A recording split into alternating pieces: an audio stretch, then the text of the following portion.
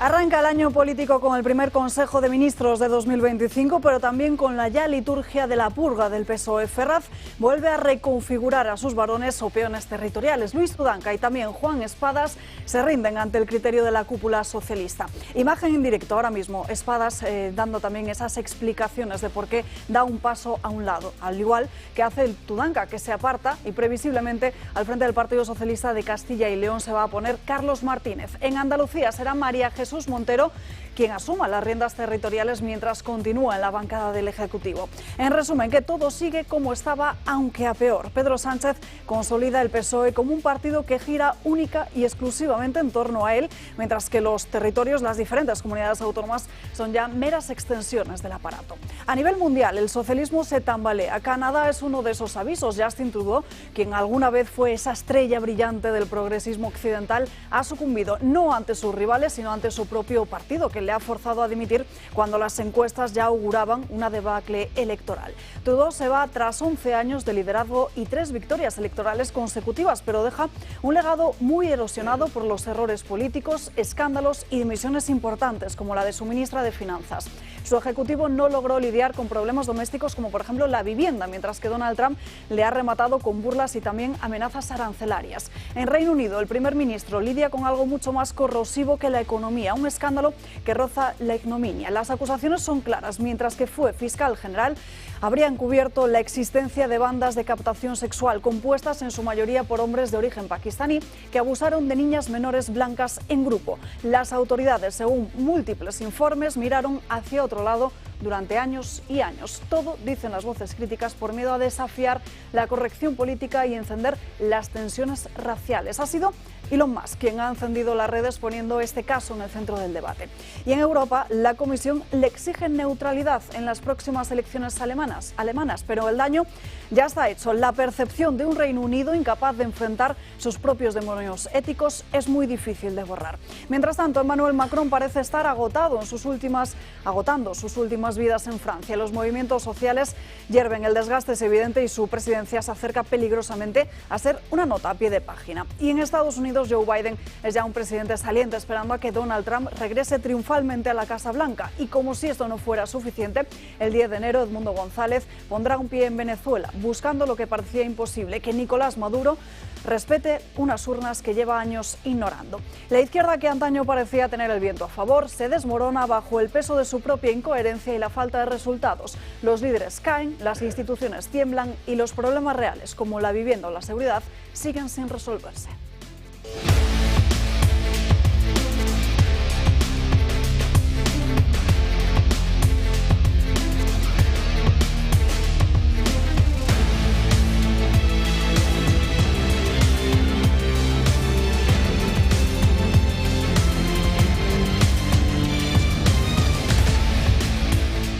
Muy buenos días en este martes, día 7 de enero, celebrando en el santoral del día de hoy San Raimundo de Peñafort. Muchísimos asuntos encima de la mesa. Antes de nada, permítanme desearles un feliz año a todos y también una feliz vuelta a la rutina que ya se echaba de menos también. Muchísimos asuntos, como decimos, encima de la mesa, empezando precisamente por esa caída de los varones territoriales del Partido Socialista, en una mañana en la que además tenemos también novedades en página de tribunales, con ese auto del Tribunal Supremo en el que solicita a la UCO de la Guardia Civil que rastree el contenido del teléfono móvil del fiscal general del Estado, de Álvaro García Ortiz. Muchos asuntos encima de la mesa y hoy sobre todo con una mirada internacional, como les decíamos al inicio de este programa. Desde Canadá hasta Reino Unido iremos analizando los diferentes debates y polémicas que sacuden los debates en estos países y, como siempre, comenzamos con el comentario de Josep María Frangas. Muy buenos días. Pues muy buenos días. Pues mira, aunque no sea verdad, pero yo creo que de hecho, no de derecho, pero sí de hecho empieza el año hoy, porque lo que pasó la semana pasada es una anécdota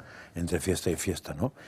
Y yo no soy profeta ni hijo de profetas, ni he hecho el curso de profeta, pero sí que tengo una serie de cosas claras en que este año, peligros que tenemos este año. El año pasado pasó no sin pena ni gloria, sino que pasó con mucha pena y poca gloria, porque fue un año desastroso económicamente, lo cual, junto con José Ramón Riera, he explicado en varios vídeos, porque me da datos él, no porque lo sepa yo, y queda clarísimo. Pero este año me parece que las bofetadas, hombre, nos van a venir por el tema económico. De hecho, ya nos han subido impuestos de todo tipo y siempre a los que tienen poco, no a los ricos, pero me parece que viene un año que tendrá mucho interés en el tema judicial. No por la cuestión de que haya causas abiertas al gobierno y esféricamente sino porque es una batalla que el gobierno quiere dar hace muchos años, y estoy hablando de hace muchos años, o sea, más de 10 años, que las 3 batallas o las 4 batallas que se querían dar en el entorno judicial eran conseguir el Constitucional, conseguir el Consejo General del Poder Judicial, conseguir que la instrucción la hiciera la Fiscalía y que desapareciera la acusación popular. Y eso yo lo tengo escrito hace muchos años, no porque yo lo pensara solo, sino porque me lo decía mucha gente. Y era continuo, distintos ataques a esas cosas, y este año van a tocar directamente. Hombre, una ya se ha conseguido, el Constitucional ya no es lo que era, y ya tenemos un problema, porque en el fondo es un cambio de Constitución, gracias simplemente a tener un presidente con un número de vocales suficiente para jorobarlo todo. Creo que el Consejo General del Poder Judicial, la batalla que se dio, no se perdió. Y yo lo dejaría de momento con un empate, por sus frutos los conoceréis, de momento no veo fruto malo, ya veremos, igual me arrepiento de mis palabras. Pero la batalla va a ser la instrucción en la Fiscalía, que eso sería desastroso. Creo que el propio Consejo General se ha pronunciado diciendo que con la actual Fiscalía Española eso es no es inviable, porque sería la antijusticia, o sea, sería directamente la dirección del Gobierno del Poder Judicial supeditado totalmente a la parte ejecutiva. Pero después viene la otra, que es la acusación popular, que como les está haciendo pupa, no al PSOE y al PP, cuando era el PP que tenía la porquería encima, o sea, les hace pupa a los grandes, van a intentar cargársela, ¿no? Parece que hay una ventaja para que sea difícil cargársela, que es que está en la Constitución. O sea, que cualquier persona se puede presentar en un juicio acusando, sin ser afectado directamente por el acusado. Parece que está en la Constitución, está en la Constitución, no parece. Con lo cual es más difícil, pero habiendo conseguido el Constitucional, nunca se sabe, porque hay cosas en la Constitución que estaban y que realmente hemos visto cómo desaparecían, como era, por ejemplo, una cosa tan anecdótica, es coña, entre comillas, y como derecho a la vida, que ha pasado a mejor vida, nunca mejor dicho, a pesar de estar en la Constitución. Con lo cual nos toca un año en este tema que habrá que defenderse con uñas, dientes y con los pocos tribunales que quedan. Y luego seguiremos además mirando de reojo a los tribunales, analizaremos y les contaremos precisamente en unos minutos cuál va a ser el calendario judicial precisamente de este año 2025. Nos acompaña también en esta mesa Juan Antonio de Castro, muy buenos días. ¿Qué tal? Buenos días. Un placer verte de nuevo. Víctor Manuel Seligrat, que seguramente podrá responder a muchas de las cuestiones y dudas que tiene Josep María Francas, muy buenos días. Muy buenas, feliz año a todos. Feliz año. Y evidentemente a ver si este año que parece complicado lo hacemos intentar que al menos que no es feliz, que sea bueno, muy bueno. Vamos Lo intentaremos. Nos acompaña también Unai Cano. Muy buenos días. ¿Qué tal? Feliz Navidad. Feliz Navidad. Enseguida les contaremos también las encuestas que abren hoy en las principales portadas de periódicos en esta mañana. Ya saben que el presidente del Gobierno, Pedro Sánchez, no tiene intención alguna de someterse a una cuestión de confianza ni tampoco de ir a esa convocatoria electoral de las generales. Pero, en fin, ahí están las encuestas y analizaremos esas tendencias. Pero antes, si les parece, miramos ya hacia afuera, miramos hacia Reino Unido. Unas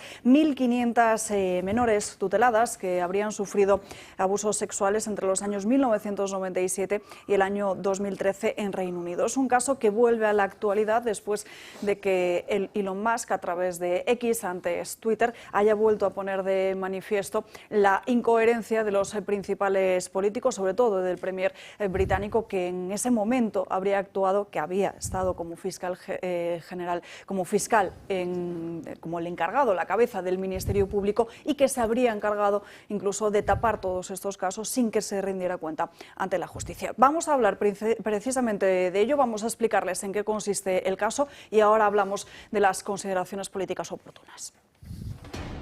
En Reino Unido han saltado todas las alarmas. Aproximadamente 1.400 menores sufrieron abusos sexuales entre 1997 y 2013. Ha vuelto a salir a la luz porque se acusa al actual primer ministro británico, Keir Starmer, jefe de la Fiscalía entre 2008 y 2013, de no investigar los hechos y dejarlos pasar, además de diferentes informaciones sobre denuncias de lo ocurrido. La supuesta red de explotación sexual era dirigida mayoritariamente por pakistaníes, que captaban a las menores en las puertas de los colegios y posteriormente las violaban. Las informaciones apuntan a matrimonios forzosos, prostitución e incluso asesinatos, principalmente en las zonas de Rotterdam, Rochdale y Oxford. El silencio de las autoridades ante tal aberración se debe a que tenían temor de que hubiese un estallido racial. ¿Y qué ocurre con las víctimas? Hay una presión social para que se investiguen los hechos con más precisión y sin ocultar información. La operación Stowfoot, una investigación de la Agencia Nacional contra el Crimen sobre Abusos Sexuales en Rotterdam, ha condenado a 36 hombres, en su mayoría pakistaníes. Las autoridades británicas afirman que es la mayor investigación policial sobre explotación y abuso sexual infantil no familiar en el Reino Unido. Existen informes, elaborados algunos de forma anónima, otros por académicos, como el de Alexis Jay, expresidente de la Comisión de Investigación Independiente sobre Abuso Sexual Infantil, donde indaga los hechos ocurridos en Rotterdam. En el documento exigía al gobierno implementar reformas de protección a los menores y establecer nuevas investigaciones. Otros informes, como revisión independiente de la eficacia de las respuestas interinstitucionales a la explotación sexual infantil en Manchester o explotación sexual infantil por redes organizadas, analizan lo ocurrido. Una de las redes de abuso sexual infantil conduce a la investigación de una niña desaparecida que fue supuestamente descuartizada y convertida en kebab. 2 juicios han celebrado para sacar a la luz lo que le ocurrió a Charlene Downs el 1 de noviembre de 2003. A día de hoy no se ha desvelado lo ocurrido. Las organizaciones de abuso sexual presuntamente están lideradas en su mayoría por musulmanes. En 2018 ya se pidió en la Cámara Alta poder hablar de lo que estaba pasando. We seem to be looking at millions of rapes of white and Sikh girls by Muslim men, only 222 of whom have been convicted since 2005. Can we talk about Islam without being accused of hate crime? Hablamos de unos hechos terribles que vuelven a estar en la primera línea de la actualidad por esas publicaciones de Musk a través de X, antes Twitter, y que también recientemente han tenido noticia en los tribunales, porque en los últimos meses 7 hombres han sido precisamente condenados a penas de entre 2 y 6 años de prisión por haber violado a 2 menores. Estas violaciones se producían a niñas de en torno entre 11 y 16 años en los centros de acogida, y estamos hablando, como decimos, de unos hechos terribles, pero que tiene además un crimen con nombres y apellidos, porque no solo estamos hablando de esas personas implicadas, de esas mafias pakistaníes, sino también de una clara complicidad política. De hecho, Unai, tú has estado denunciando también a través de las redes sociales. Lo que estamos hablando es de un premier británico que lo mínimo que cabría esperar por sus actuaciones o no actuaciones no es solo su dimisión, sino también que rinda cuentas ante los propios tribunales, ¿no? Sí, efectivamente. Yo creo que estamos ante uno de los escándalos más grandes que se han visto en Occidente quizás desde la Segunda Guerra Mundial y el Holocausto. Es una auténtica barbaridad. Se habla de 1.400 víctimas, en torno a 1.500, pero solo en la zona de Rochdale, es decir, que haciendo una extrapolación podríamos hablar de que cientos de miles incluso podrían haber sufrido esto si se hubiese contado a todo el Reino Unido. De hecho, en Londres, la capital, que ya es, digamos, gobernada por musulmanes, ya que son quienes tienen la alcaldía, denuncian una violación por hora. Allí tienen en torno a una violación por hora y está totalmente colapsado el sistema jurídico. Uno de los casos más graves que afecta directamente a Keir Starmer es el hecho de que él entonces fuese fiscal jefe y tratase de tapar esto, ya que sabe que en torno al 30% de la población es de origen musulmán y allí apoyan mucho al Partido Laborista, al Partido Socialista de Izquierdas que él ahora preside como líder político, y sin embargo lo que está haciendo ahora es encarcelar a tuiteros que están denunciando estos hechos, o incluso encarceló al propio Tommy Robinson, que fue quien elaboró un documental contando todas estas novedades. Sin embargo, a estas personas a las cuales reconocieron haber abusado sexualmente de niñas y de menores de edad, se les dijo que bueno, pues su castigo va a ser una reprimenda o poco menos que eso. Hemos estado estudiando muy a fondo en La Gaceta todos los detalles en torno a este caso y la verdad es que hemos conocido auténticas salvajadas. Como bien habéis comentado en el vídeo, todas las sospechas apuntan a que una de estas niñas de 13 años fue convertida en kebab, y se conoce debido a que incluso en el propio juicio los dos que estaban encausados bromearon entre ellos con que el cuerpo nunca iba a ser encontrado, ya que lo habían convertido en eso, y de hecho el kebab que ellos regentaban en esas fechas pues tuvieron el percance de que una de las personas que compró pues tuvo que ser inspeccionada a fondo ya que enfermó y se detectaron restos humanos en el kebab que había consumido. Entonces son muchos los escándalos. También hemos conocido testimonios de padres que en el Reino Unido directamente reconocieron que encontraron el lugar en el que estaban sus hijas, y al acudir allí lo que hicieron los pakistaníes fue llamar a la policía. La policía acudió al lugar de los hechos y se llevó detenidos a los padres, amenazándoles con estar intentando señalar a personas por su origen y diciéndoles que si volvían serían detenidos y encarcelados definitivamente. Incluso Incluso también hubo casos en los cuales vecinos escuchaban lo que se les estaba haciendo a estas niñas, llamaron a la policía y cuando la policía acudió, a quien acusó y condenó fue a las niñas, diciendo que iban borrachas siendo menores de edad y que esto podría ser un peligro social, que estaban causando disturbios en la zona. Son muchos los casos que se están conociendo en concreto, que la verdad es que son dramáticos, y al final, tal y como una de las propias víctimas reconocía en una entrevista en un medio británico, esto es un caso en el cual no solo hay que denunciar, digamos, lo ocurrido, el hecho de que haya cientos de víctimas de origen británico que han sido violadas, sino la motivación que existía detrás, ¿no? Porque muchas de ellas decían que eran totalmente discriminadas simple y llanamente por su raza, que les trataban como animales, que decían que no eran mujeres, que por el hecho de que estas niñas no habían nacido en una cultura vinculada a la islámica o no utilizaban el velo, les discriminaban y les trataban de una forma bastante peor, prácticamente no las consideraban humanas. Entonces en este caso sí que se puede hablar abiertamente de que se estaba sufriendo un racismo blanco por parte de estos islámicos, ¿no? Entonces habrá que ver qué ocurre. Creo que Elon Musk ha hecho algo muy positivo, que es exigir que se abra una investigación. Habrá quien considere que esto es una intromisión en la política británica, pero creo que en un caso como este todos estamos de acuerdo en que se debe de hacer, y además una de las últimas novedades que se ha conocido es que directamente las autoridades lo taparon por miedo a ser acusados de racistas o que creciese la derecha. Entonces es un caso que va a dar mucho que hablar, que solo acaba de comenzar y se van a ir conociendo casos dramáticos, ya que son muchos los padres que todavía no saben qué ha ocurrido con sus hijas o que las han recuperado, pero evidentemente tienen unos traumas de los cuales difícilmente se van a recuperar. Es que estamos hablando de miles y miles de denuncias, Juan Antonio. Sí. No, yo creo que lo has explicado estupendamente y muy claramente a lo que estamos enfrentados, ¿no? Si creíamos que la globalización y la apertura indiscriminada de las puertas de nuestros países a cualquiera, sin reforzar la defensa de nuestros principios, iba a funcionar, pues nos hemos equivocado. Y lo curioso es que se están empezando a dar cuenta en varios países, la narrativa empieza a caer. Es verdad que la llegada de Trump cambia las cosas, ya no empieza a no verse la inmigración libre como un derecho, como tal, sino empieza a ponerle cortapisas. El propio Reino Unido se las pone, Canadá, Trudeau, que ahora hablaremos de él seguramente, ha echado marcha atrás. En inmigración, todos se están dando cuenta prácticamente que todo ese bonito relato que les ha servido para estar en el poder y mantener el poder está absolutamente de capa caída. Segundo tema, yo creo que también el que sea Elon Musk, como mencionabas, que es el que lanza esta idea, la visión de que un free rider clásico, un cabalgante solitario privado, ¿no?, que está en la administración de Trump, está empezando a ser el que rompe las narrativas, el que rompe la antigua narrativa, el que empieza a detallar por dónde se les cae toda este falso progresismo, el llamado progresismo, ¿no? ¿Dónde está la falla? Elon Musk le está pegando uno tras otro, está minando las bases de esa narrativa que nos ha estado, digamos, que ha estado encima y que ha estado estropeando las políticas de otros países, inspirando, por supuesto, al gobierno español y a Sánchez, ¿no?, que es uno de los grandes seguidores de todo eso.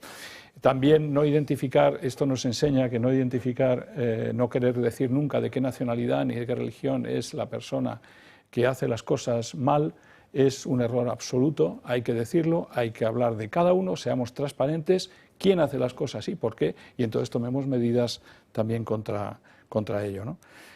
No, es atroz lo que ha ocurrido, pero esto es lo que pasa, yo creo, cuando no, es que de verdad no se puede.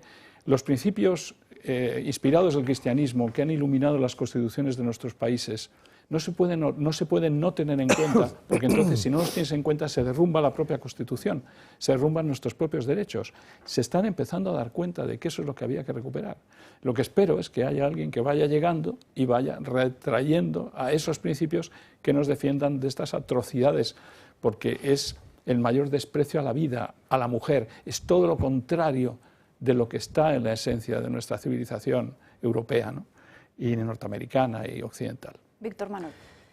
Bien, yo estoy de acuerdo con que todo lo que sea actuar de una manera violenta y fuera de la legalidad es no solamente necesario que se investigue, sino que está obligado legalmente a que se investigue.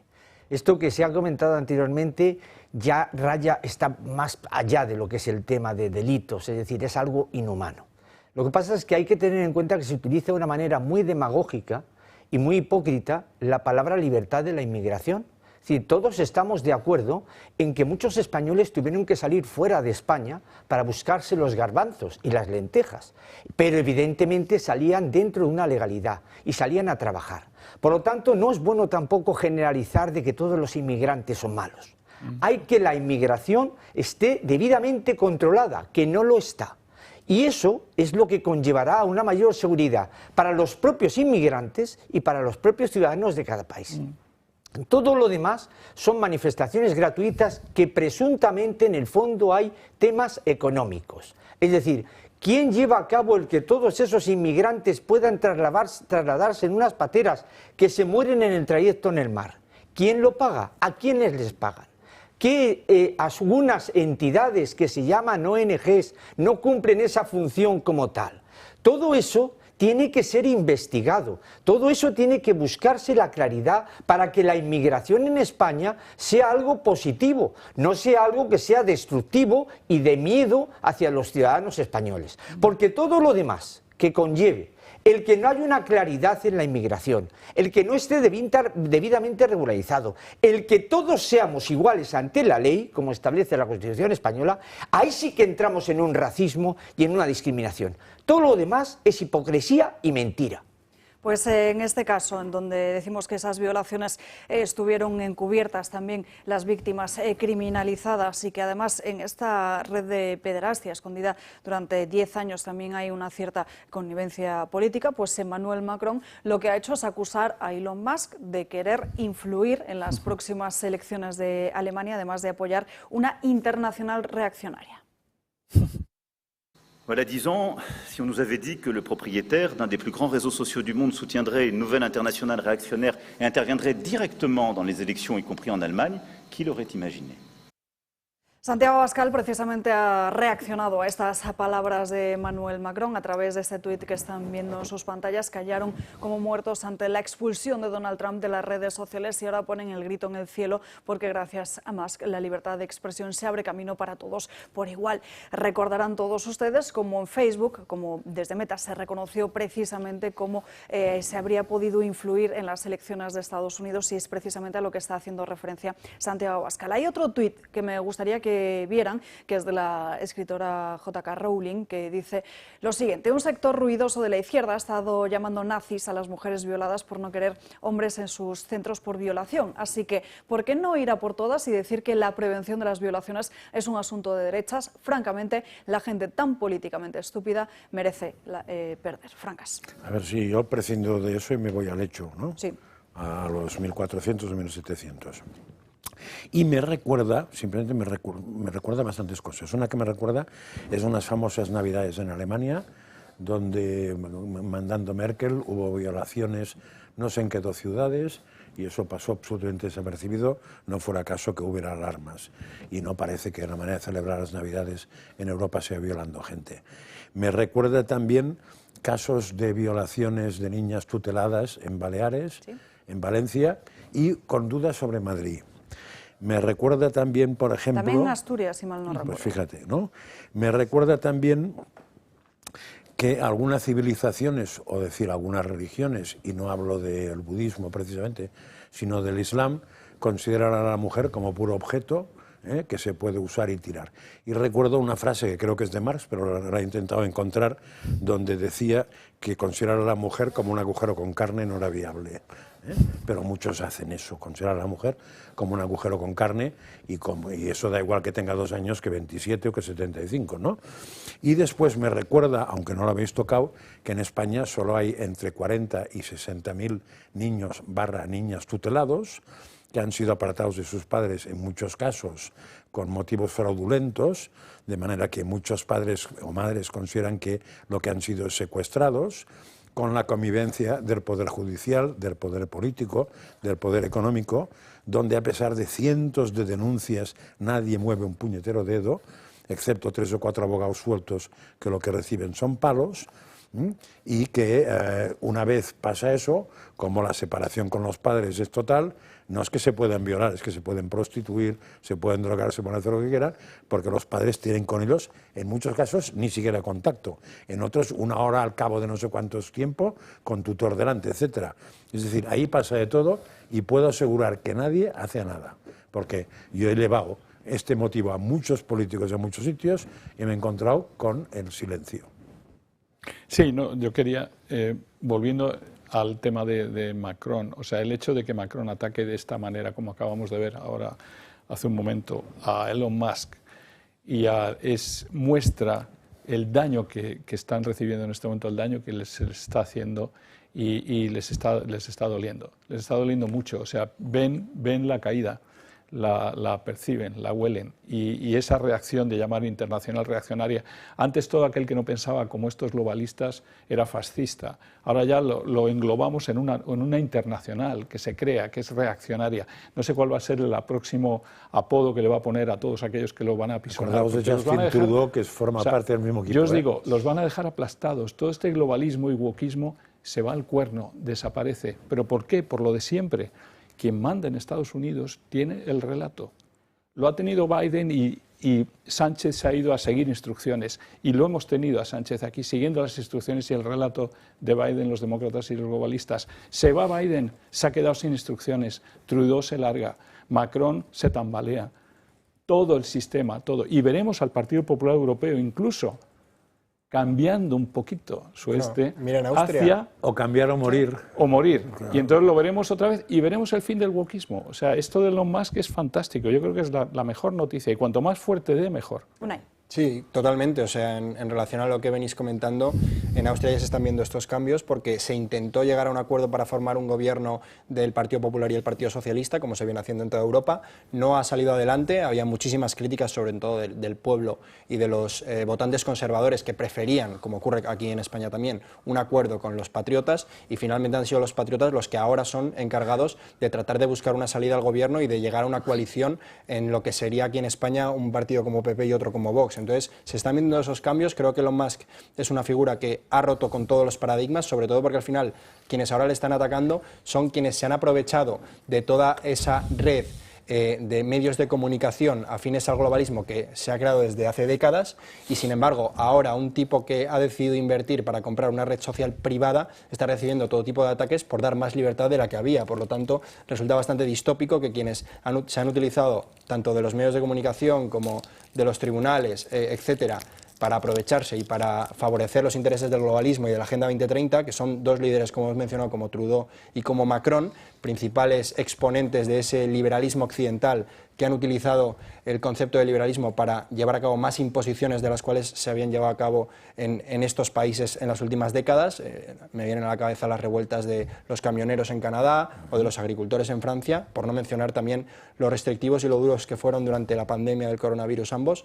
Entonces son personas que, pese a ser autodenominados liberales, se han dedicado a restringir las libertades de los ciudadanos, y Elon Musk, que está proponiendo una alternativa y que está dando libertad. Pero Elon Musk viene de ahí, ¿eh? Sí, es muy interesante saber... La historia de Elon Musk es muy interesante, claro, porque cuenta que fue por su hijo, claro, que su hijo se lo robaron, lo mataron en vida. Lo roban, le ponen el cambio de sexo, sí, y entonces dice, hasta aquí hemos llegado. O sea, y precisamente por eso está tan conmocionado con lo sucedido en Reino Unido, porque afecta a los niños. Es importante que la gente lo sepa eso, ¿eh? Fíjate lo que podríamos vaticinar. Este cambio tan importante del fin del wokismo y del cambio que va a haber en el Partido Popular Europeo va a tener mucha influencia sobre Feijóo y sobre el Partido Popular Español. Sí, tardará mucho, ¿eh? Te diría, si dentro de 13 días llega Trump y vamos adelante, lo que puede pasar en los próximos mes o 2 meses, un cambio de acercamiento del Partido Popular a Vox, porque ya no estará tan mal visto en Europa estar cercano a los patriotas. Creo que vamos hacia ahí. No sé si va a ocurrir en 3 meses, en 5. No creo que sea, pero vamos a ir viendo, y luego, si os parece, analizamos más las posiciones actuales de Partido Popular y de Vox, porque hay algo muy interesante que nos están contando las encuestas, y que es precisamente cómo Vox sigue creciendo y que no le estaría robando, es lo que dicen los sociólogos, no le estaría robando votos al Partido Popular. Se lo contaremos a la vuelta de la primera pausa de publicidad del día de hoy. Un minuto que pasa muy rápido, y aquí les esperamos. Ya estamos de vuelta en Dando Caña, son las 12:30 del mediodía, las 11:30 en Canarias. Si les parece, abrimos página de tribunales, aunque luego nos iremos a tratar en profundidad ese asunto que les decía antes de la intención de voto de los españoles en este momento.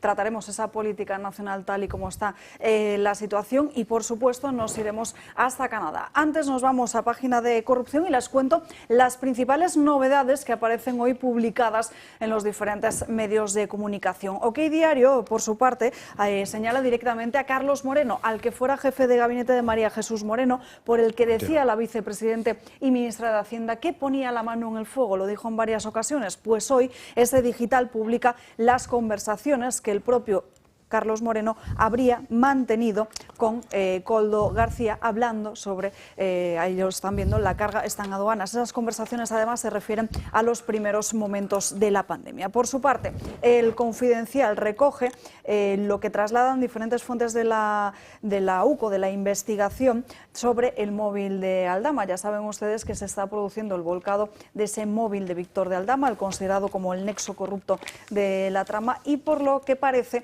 está muy lejos de quedar completado. Una primera aproximación, fuentes del caso aseguran que contiene mucha información y precisan que es evidente que será de valor para las tres causas que en la actualidad se están incluyendo al empresario como una de sus piezas fundamentales. En fin, terminamos el año 2024 mirando de reojo los tribunales. Lo seguimos haciendo con todas las causas. Antes de seguir analizándolo, Marian Vallejo, muy buenos días. Calendario judicial de este 2025. Muy buenos días, Alba. Pues sí, arranca ahora un nuevo año y llega cargado de causas judiciales. Unas causas que rodean, la mayoría de ellas, al entorno más próximo del presidente del Gobierno. Este mapa judicial empieza muy pronto, concretamente el próximo jueves 9 de enero.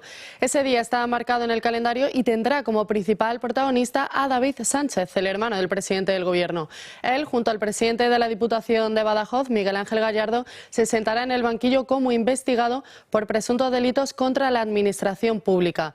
El lunes 13, Nacho Cano está también citado como investigado tras la denuncia de una becaria en la que se le acusa de chantaje en la obra Malinche.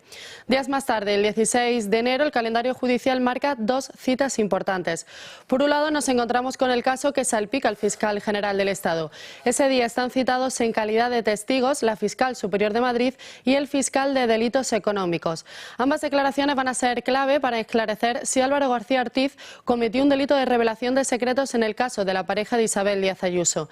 Y entre tanto, la UCO ha podido corroborar que el fiscal general cambió su terminal de teléfono una semana antes de que se acordase abrir una causa contra él por ese presunto delito. Recordemos que en los móviles extraídos durante el registro a su despacho, los agentes de la UCO extrajeron 0 mensajes en el móvil de García Ortiz. Y por otro lado, también el 16 de enero le toca el turno a Íñigo Errejón, ex portavoz de Sumar, denunciado por presunta agresión sexual por la actriz Elisa Moulia. El 20 de enero va a arrancar el juicio contra el comisario Villarejo por el conocido como Proyecto Wine, una de las piezas de la macrocausa Tándem. Por esta misma causa, Villarejo ya fue detenido en noviembre del año 2017 por supuestos delitos de blanqueo y organización criminal. Y dentro de este calendario judicial también se encuentra el caso Begoña. El año empieza con la vista puesta en los representantes legales de Google, Spain, Indra y Telefónica, que van a declarar en calidad de testigos el próximo 22 de enero por sus inversiones en ese software que la mujer del presidente tenía en la Complutense. Por su parte, el 12 de febrero, el juzgado de primera instancia número 98 de Madrid tiene pendiente un acto de conciliación en el que está citado Pedro Sánchez, aunque eso sí no está obligado a acudir. También durante este año se encuentran abiertos los casos referentes a Ábalos, a Koldo y también a Víctor de Aldama.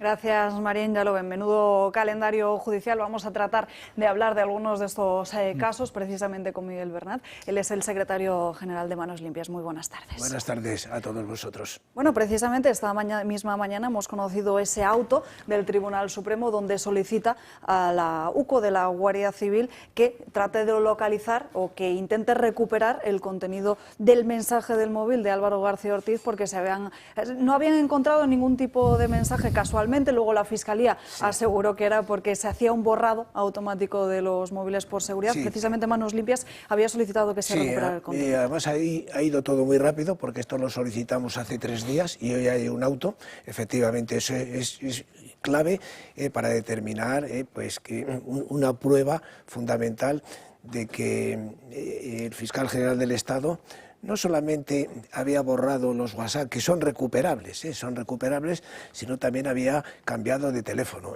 Pero es que este es un caso vamos, parece mentira que un fiscal general del Estado actúe como un simple delincuente, haciendo esas chapuzas, puesto que lo haga un ciudadano de a pie o un individuo que se dedica, pues no sé, a asaltar a viejecitas o bancos, pero que lo haga un fiscal general del Estado, que borre las pruebas fundamentales, que de alguna manera supone esto también una obstrucción a la justicia. Pero el caso fundamental es que él, y esto yo quiero recordarlo, es que él recordó y manifestó públicamente ante todos los medios de comunicación que había dado orden a las fiscales de la Audiencia Provincial para que esa filtración tuviera el mayor eco posible. O sea, se responsabilizó él mismo. O sea, ¿a qué está jugando ahora?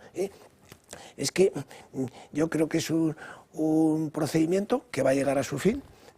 Lo triste es que una figura de la categoría de un fiscal general del Estado, que yo no he conocido en ningún otro caso en la Unión Europea de un fiscal general del Estado imputado y que todavía siga en el cargo, vamos, esto es inaudito. Incluso sus propios compañeros, la Asociación de Fiscales, se han personado como acusación popular. Esto es gravísimo, pero bueno, estamos teóricamente en un Estado de Derecho y menos mal que en este caso en la justicia, la lentitud que tiene la justicia parece ser que en este caso y en otros que estamos siguiendo, pues no son tan lentas.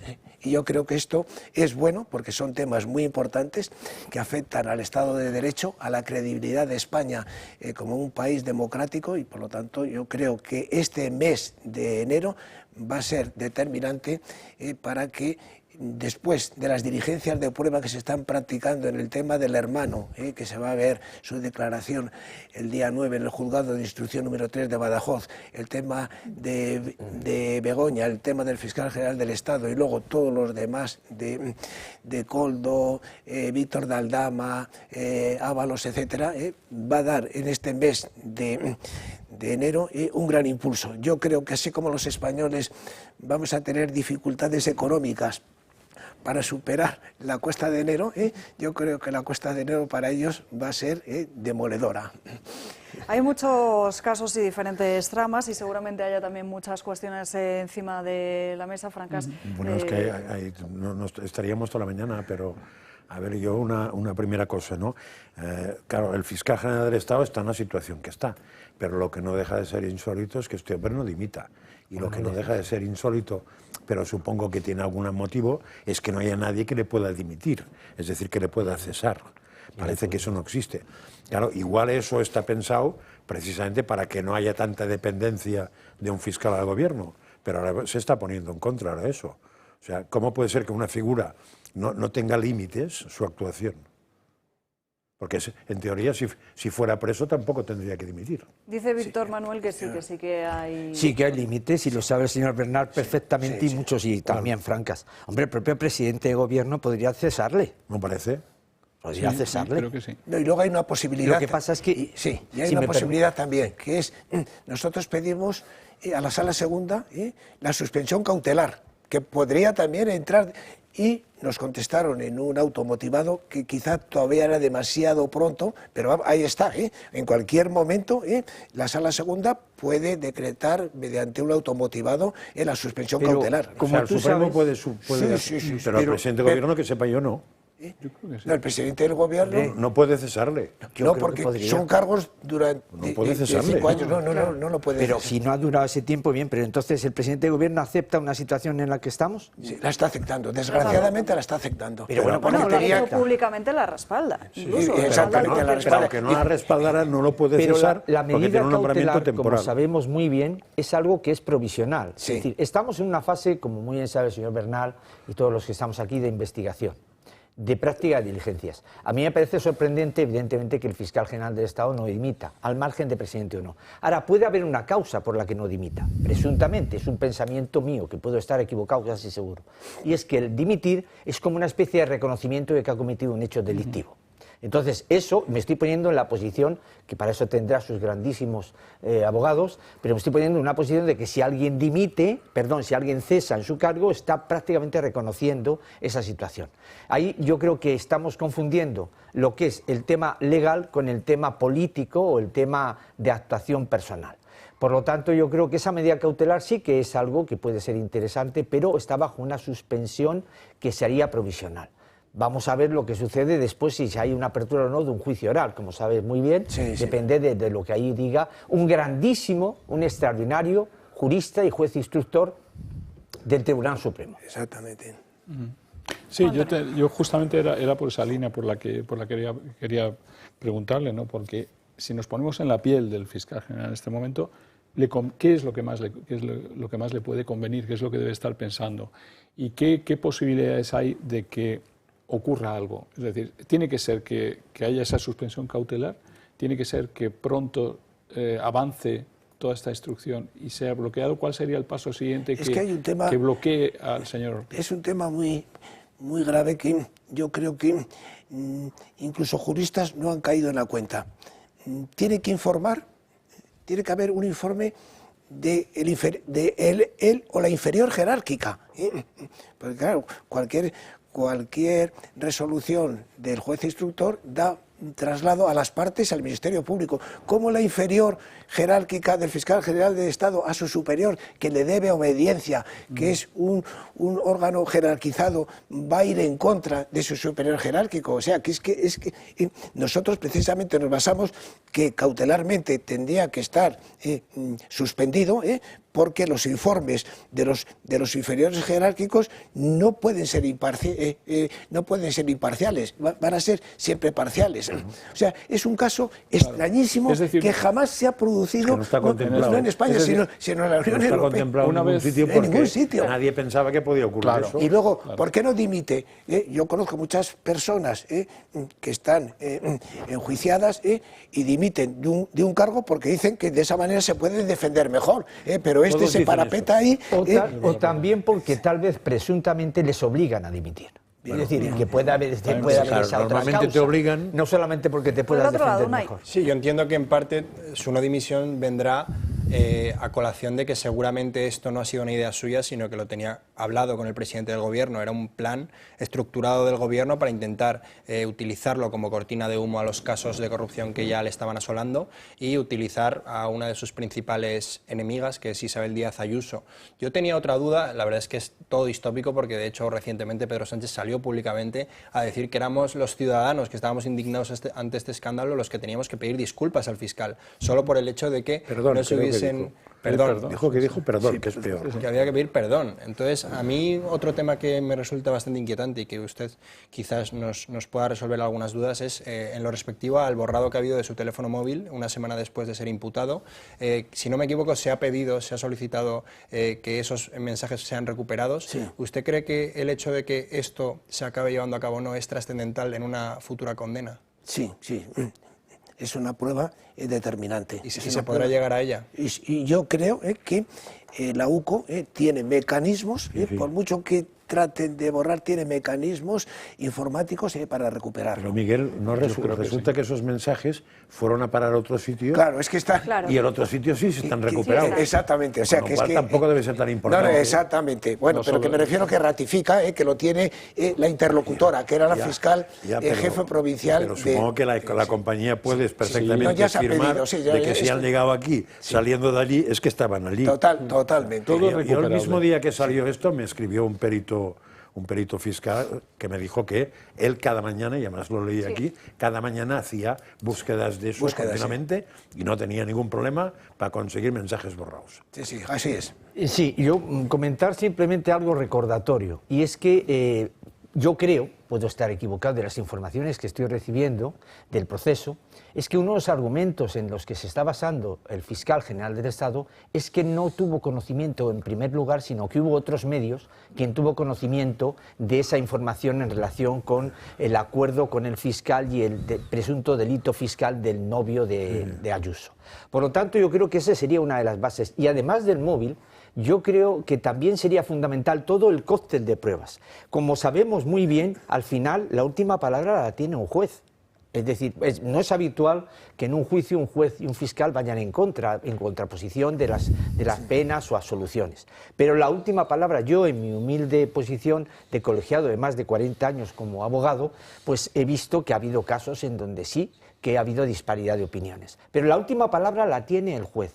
Por lo tanto, al margen de ese informe que estoy de acuerdo en que debería de hacerse, la palabra del juez es la que tiene que decidir si ha lugar o no lugar ese juicio oral. Y creo que todo el cóctel, no solamente el móvil, yo creo que todo el cóctel es lo que hará, y máxime teniendo en cuenta la figura que se está investigando, para tener esa base probatoria de indicios razonables para un juicio con la suficiente base legal y probatoria, repito, a los fines de esa posible condena. Es un tema muy importante respecto a la declaración de David Sánchez el próximo día 9. Cuando se inicia este procedimiento, el fiscal que actúa en el juzgado de instrucción número 3 de Badajoz, totalmente de acuerdo en las resoluciones de la jueza y de las acusaciones populares. Y pasado mes y medio, alguna llamadita de la Fiscalía General del Estado y ahora todo lo contrario, oponiéndose a las resoluciones de la jueza y a las peticiones de que estamos ejerciendo la acción popular. O sea que en un principio esa fiscal, que parecía buena, vio clarísimamente que había elementos probatorios para poder imputar a David Sánchez, pero luego ya alguna llamadita de aquí de la calle Fortuny, oye, que no, que aquí qué es eso de ponerte de acuerdo con la jueza instructora, en contra, vete en contra y a oponerte en todo. O sea, que se ve claramente que la sombra de Álvaro Ortiz todavía es alargada, a pesar de estar imputado, sigue dando instrucciones desde un punto de vista jerárquico a aquellos fiscales que están en determinadas causas penales. Pero es que además aquí creo que os habéis olvidado de dos temas muy importantes, que se va a ver también en este mes de enero, una causa que se ha abierto en el juzgado de instrucción número 15 de Valencia por homicidio imprudente de las 235 o 40 víctimas contra la directora de la AEMET, contra el jefe de protección civil de la comunidad autónoma y contra el presidente de la Confederación Hidrográfica del Júcar. O sea, ese es un tema importantísimo. Parece ahora que lo de la Dana pues se ha olvidado. No. Todos ellos, lo lleva el juzgado de instrucción número 15 de Valencia, que en un principio le quemaba y dicta un auto y se lo larga a un compañero suyo, el del 20, se enfada y dice, bueno, pero ¿qué es esto? ¿Qué me quieres meter a mí este tema? Y entonces se lo devuelve y ha tenido que asumir esa querella de manos limpias contra... yo creo que en principio hemos empezado por los niveles más bajos el tema de la Dana, pero también aquí en la Sala Segunda del Supremo hay otra querella, precisamente en el tema de la Dana, contra el presidente del Gobierno, contra la ministra de Defensa y contra el ministro del Interior, Fernando Grande Marlaska. Y luego hay otro procedimiento que ya se han practicado diligencias y que la UCO ya está pasando información, que es los famosos puntos violeta de aquella que en su día no quería dimitir, que tenía una empresa y que estaba contratando el tema de los puntos violeta con 60 ayuntamientos del PSOE. Entonces, esos procedimientos van también ahora... y ahí tenéis que ver vosotros también con lo de puntos violeta. Somos los únicos. Claro. Somos los únicos. Un tema, ha mencionado a tres instituciones, a EMET y otro, pero son dependientes si no me equivoco, de la ministra Teresa Rivera. Sí, justo, sí. Y Teresa Rivera no entra en ninguno de los procedimientos. No, es que de momento queremos ver una vez las declaraciones del presidente de la Confederación Hidrográfica para tirar para arriba. Ahora, por ejemplo, hubo una denuncia que presentó un particular en el TSJ de Valencia contra Amazon. Y el TSJ ha dicho que no, que la instrucción la tiene que llevar un juzgado de instrucción y va a ir al juzgado 15 de instrucción. Por lo tanto, ya también está metido ahí, por lo menos para investigar a Amazon. Bien. Es muy buena noticia. Me gustaría preguntarle por otra cuestión que aquí hemos precisamente comentado bastante en los últimos días, en medio de esas declaraciones de Víctor de Aldama, de José Luis Ábalos y también del propio Koldo García, que es por la limitación de las acusaciones populares. ¿Cómo lo ve? Bueno, yo creo que esto es una verdadera barbaridad. La acusación popular está garantizada en nuestra Carta Magna, en el artículo 125, y nuestra propia Constitución dice que para una modificación de la Constitución, aparte de una mayoría de 3/5 en el Congreso de los Diputados, cualquier modificación de la Constitución tiene que someterse a referéndum nacional. Pero aquí no podemos consentir que aquellos que deben ser los máximos garantes de nuestro Estado de Derecho se estén cargando nuestra Carta Magna. Y si eso lo hacen, nosotros ya estamos preparados para ir directamente a Europa, porque aquí es perder el tiempo, porque el Tribunal Constitucional, si vas a un amparo, ya sabes lo que te pasa, que aparte de rechazarte un recurso de amparo en el 99% de los casos, encima te mete una sanción que dice que de una manera temeraria has presentado un recurso de amparo directamente a Europa. Nosotros de todo esto puntualmente estamos mandando documentación de todo lo que está saliendo, de todo lo que hacemos y de todas las resoluciones al Comisario Europeo de Justicia. Claro. No confiemos mucho, pero bueno, por lo menos... Esa era una pregunta que yo quería hacer, precisamente, ¿por qué el silencio del Comisario Europeo de Justicia todo este tiempo? Yo comprendo que no hable del tema de Begoña Gómez, pero que hable del tema del fiscal general de un país de la Unión Europea. Creo que es para pronunciarse algo, por lo menos. Ha participado en el Consejo General del Poder Judicial, en las discusiones, en el debate, ahora no quiere hablar. Bueno, ya sabéis que el anterior ya está en un proceso de corrupción. Es que yo creo que Europa también, las instituciones europeas, no son el mejor ejemplo de defensa del Estado de Derecho a nivel europeo. Y una última cuestión antes de despedirnos. No sé si Francas tiene alguna pregunta con el tema de lo de las acusaciones. Si no, me paso el otro. Tengo, pero de otra cosa más. No sé si es tu tema. El Constitucional está sacando últimamente todas las cosas por una mayoría muy concreta frente a una minoría, la cual no sirve para nada. Si la minoría no apareciera en los plenarios, ¿qué pasaría? Porque en teoría, en la ley de Constitucional dice que tiene que haber mayoría absoluta no de los asistentes al Pleno, sino de los nombrados. De los nombrados. Sí, bueno, eso ya sería una cuestión, me refiero, que había que analizar ahora mismo la respuesta. O sea, hay que analizarlo. Hay que analizarlo. Porque a mí me extraña, salen los números en que no se podía aprobar nada, pero no se entiende que existan. Sí, exactamente. A lo mejor irían contra los que se han ausentado, ¿no?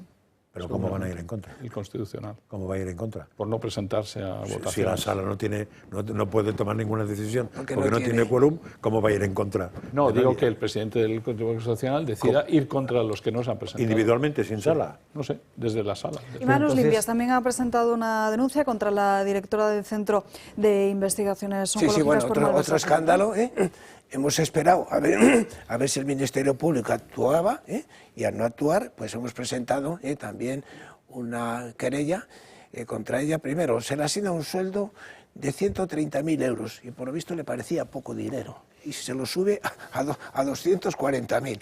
Y luego, mucha gente de buena voluntad, porque aparte de la subvención pública, pues percibe el centro donaciones y aportaciones de particulares, resulta que en vez de ir a la investigación, a la compra de unas obras de arte, y luego a recorrer el mundo entero. Es un escándalo, es que todo aquí en este país es un escándalo. Y lo último, por no entreteneros más, con respecto a lo que ha hecho el Tribunal Constitucional respecto al tema de los seres de Andalucía, esa amnistía asquerosa, que no tiene otro nombre, ya está recurrida por los magistrados de la Audiencia Provincial de Sevilla, que les pedimos que presentaran una cuestión prejudicial en Europa, y ya sigue su trámite. O sea, que bueno, por lo menos estamos haciendo lo que buenamente podemos. Porque... ¿Y sobre la amnistía alguien ha presentado la cuestión preconstitucional? No. ¿Y por qué? Pues no. Porque parecía que la iban a presentar todos. Y al final... ¿No fue alguien del Tribunal de Cuentas el que lo presentó? Pues ese ya no me acuerdo. Pues el Tribunal de Cuentas presentó, pero no sé en calidad de que lo presentó, porque el Tribunal de Cuentas es un Tribunal de Cuentas, no es un Tribunal de Justicia. Fiscaliza únicamente ese el sí tema presentó, contable. pero nadie considera que existe eso. O sea, todo el mundo considera que pasado por el Constitucional, ya si hay luz verde, luz verde. No, habrá que ir ya, lógicamente, a Europa. Pero con la cuestión previa... ya no hacía, eso no servía para nada lo que hiciera la Constitución. Claro, se han opuesto todos los afectados, Griñán y todos los demás se han opuesto, pero bueno, no importa porque ya el escrito de los miembros de la Audiencia Provincial de Sevilla ya tienen desde hace 15 o 20 días tienen el escrito en ese sentido. Es una tomadura de pelo. Se han cargado la sentencia de la Audiencia Provincial de Sevilla, se han cargado la sentencia del Tribunal Supremo. Pero es que nunca he visto. Es que no hay palabras para definir lo que está ocurriendo aquí en este país. No hay palabras. Miguel Bernat, muchísimas gracias por estar hoy aquí con nosotros. Un placer. Igualmente. Nos vamos a ir a una brevísima pausa de publicidad y a la vuelta seguiremos hablando de más asuntos. No se me olvida la cuestión de las encuestas. Hablaremos, por supuesto, de Canadá y, por cierto, tratamos otro asunto que es muy importante y que no solo afecta a nuestro país, sino también, incluso también tiene una cierta parte y protagonismo en la cuestión de la dimisión de Justin Trudeau, que es la cuestión de la vivienda. Haremos una radiografía del ladrillo, no solo a nivel español, sino en comparación con toda la zona europea. Y atención, porque para este año 2025 se prevé que su coste siga subiendo, por lo menos que lo vaya a hacer en un 5%, y por supuesto trataremos de contarles qué es lo que está pasando en Venezuela en la previa de que Edmundo González aterrice allí después de haber visitado Estados Unidos y también de hacerlo en Argentina y de reunirse con el propio Javier Milei. Publicidad y ahora seguimos.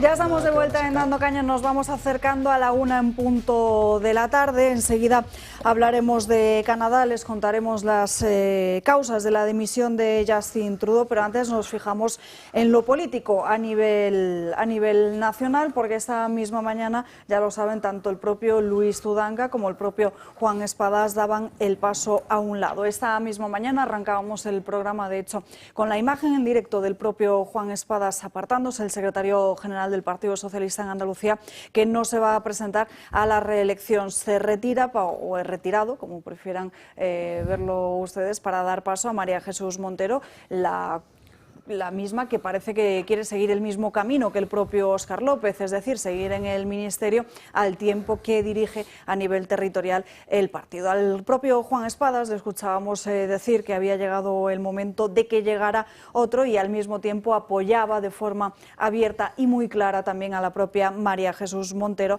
asegurando que da un paso a un lado para la opción ganadora. Durante todo este fin de semana, de hecho, ya conocíamos que esto iba a suceder en esta misma mañana, porque era el periódico El País quien adelantaba que tanto el propio Tudanca como el propio Espadas darían un paso a un lado después de que así lo haya exigido la cúpula del Partido Socialista. En fin, lo que estamos viendo es que al final el Partido Socialista es un aparato controlado única y exclusivamente por el presidente del Gobierno, por Pedro Sánchez, y desde luego no sé si consideráis que esta estrategia de colocar a diferentes ministros después de la visibilidad que supuestamente otorga la bancada azul a nivel territorial tiene sentido alguno, porque en otros casos hemos visto que no ha funcionado, ¿no? Sí, yo creo que no es solo una estrategia para intentar ganar poder territorial, ya que ahora mismo, precisamente en las comunidades en las que se están llevando a cabo cambios profundos, están bastante tomadas por el Partido Popular, como son Madrid y Andalucía, que ahora mismo son donde más fuertes están. También lo veo como una forma de fortalecerse, ¿no? Pedro Sánchez sabe que cada vez son más las voces que aparecen insinuando que podría haber un cambio o un ajuste dentro de la formación socialista, ya que cada vez son más los casos que le asolan y su situación es muy compleja. Entonces lo que está haciendo él es reforzar su posición. Él sabe que quizás quizás este gobierno no llegue al final de la legislatura, que puede tener los días contados, entonces por lo menos lo que quiere hacer es que el día de mañana, igual que ocurrió cuando fue expulsado del partido, pues el día de mañana, si él quiere regresar a la formación o quiere volver a presentarse, tener garantizados los apoyos de todos los varones del Partido Socialista, ya que está poniendo a gente muy afín a él, muy vinculada a él, que son principalmente perfiles sanchistas y que están un pasito más a la izquierda que todos los que había hasta ahora. El cambio más claro fue el de Óscar López en Madrid, sustituyendo a Lobato, y Óscar López lo que ha hecho es prácticamente asumir el discurso de Podemos, y el único argumento que está utilizando para intentar ganar adeptos dentro de la comunidad es el de los 7.291 fallecidos que achaca Isabel Díaz Ayuso en relación a las víctimas. Yo creo que al final estos cambios que se están llevando a cabo lo que revelan es un fracaso del Partido Socialista, que sabe que tiene perdido gran parte del territorio nacional y que si está en el gobierno de España es simple y llanamente por haber roto con todos los consensos que existían dentro del bipartidismo, de alejar a los separatismos o sobre todo a partidos políticos vinculados al terrorismo, como pudo ser Bildu, que nace de la mano de personas condenadas por pertenecer a ETA. Entonces, eso es lo único que mantiene a Sánchez en el poder. Creo que cada vez son menos los que dentro del Partido Socialista lo aguantan, y pues esta, digamos, necesidad de estar constantemente moviendo las cartas y de renovar perfiles como María Jesús Montero, que por cierto, según Aldama, también podría estar vinculada al megacaso de corrupción, pues al final lo único que denotan es que él quiere hacerse fuerte, él quiere crear un búnker y que cada vez parece más una secta que un partido. Escuchamos precisamente cómo ha sido ese paso a un lado de Luis Tudanca de esta mañana.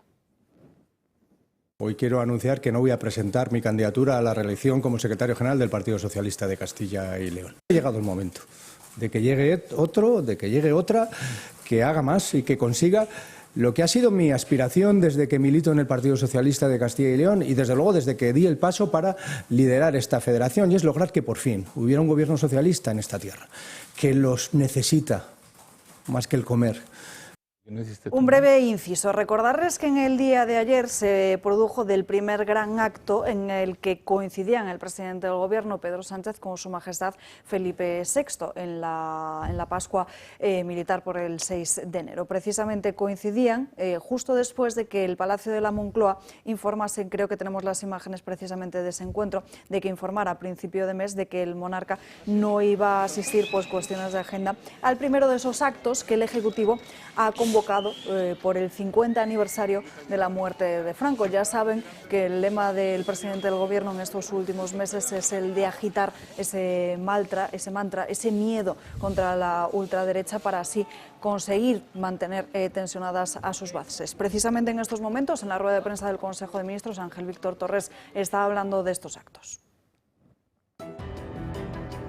A seguir la presencia y la presentación del presidente del gobierno de todos los actos por 50 años de libertad. Muy bien, pues muchas gracias a los dos ministros y empezamos ahora con la ronda de preguntas.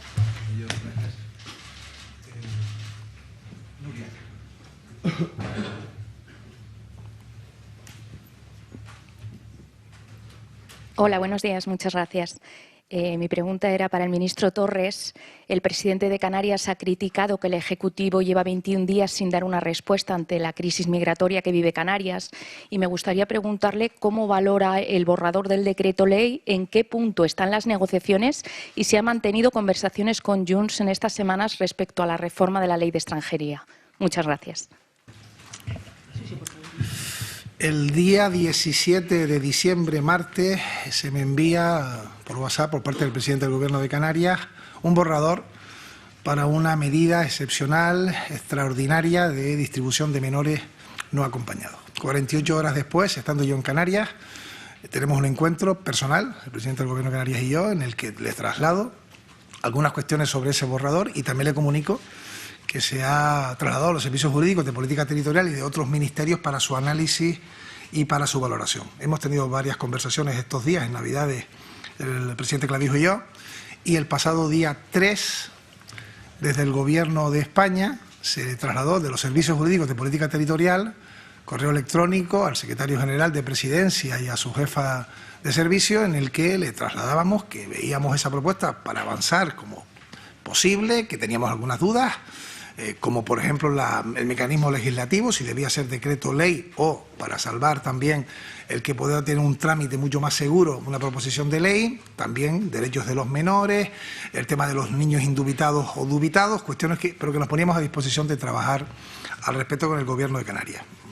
Yo no sé si es que no le han trasladado bien la información al presidente de Canarias, pero no es verdad que no hayamos estado en contacto estos 20 días con el Gobierno de Canarias, y lo vamos a seguir haciendo.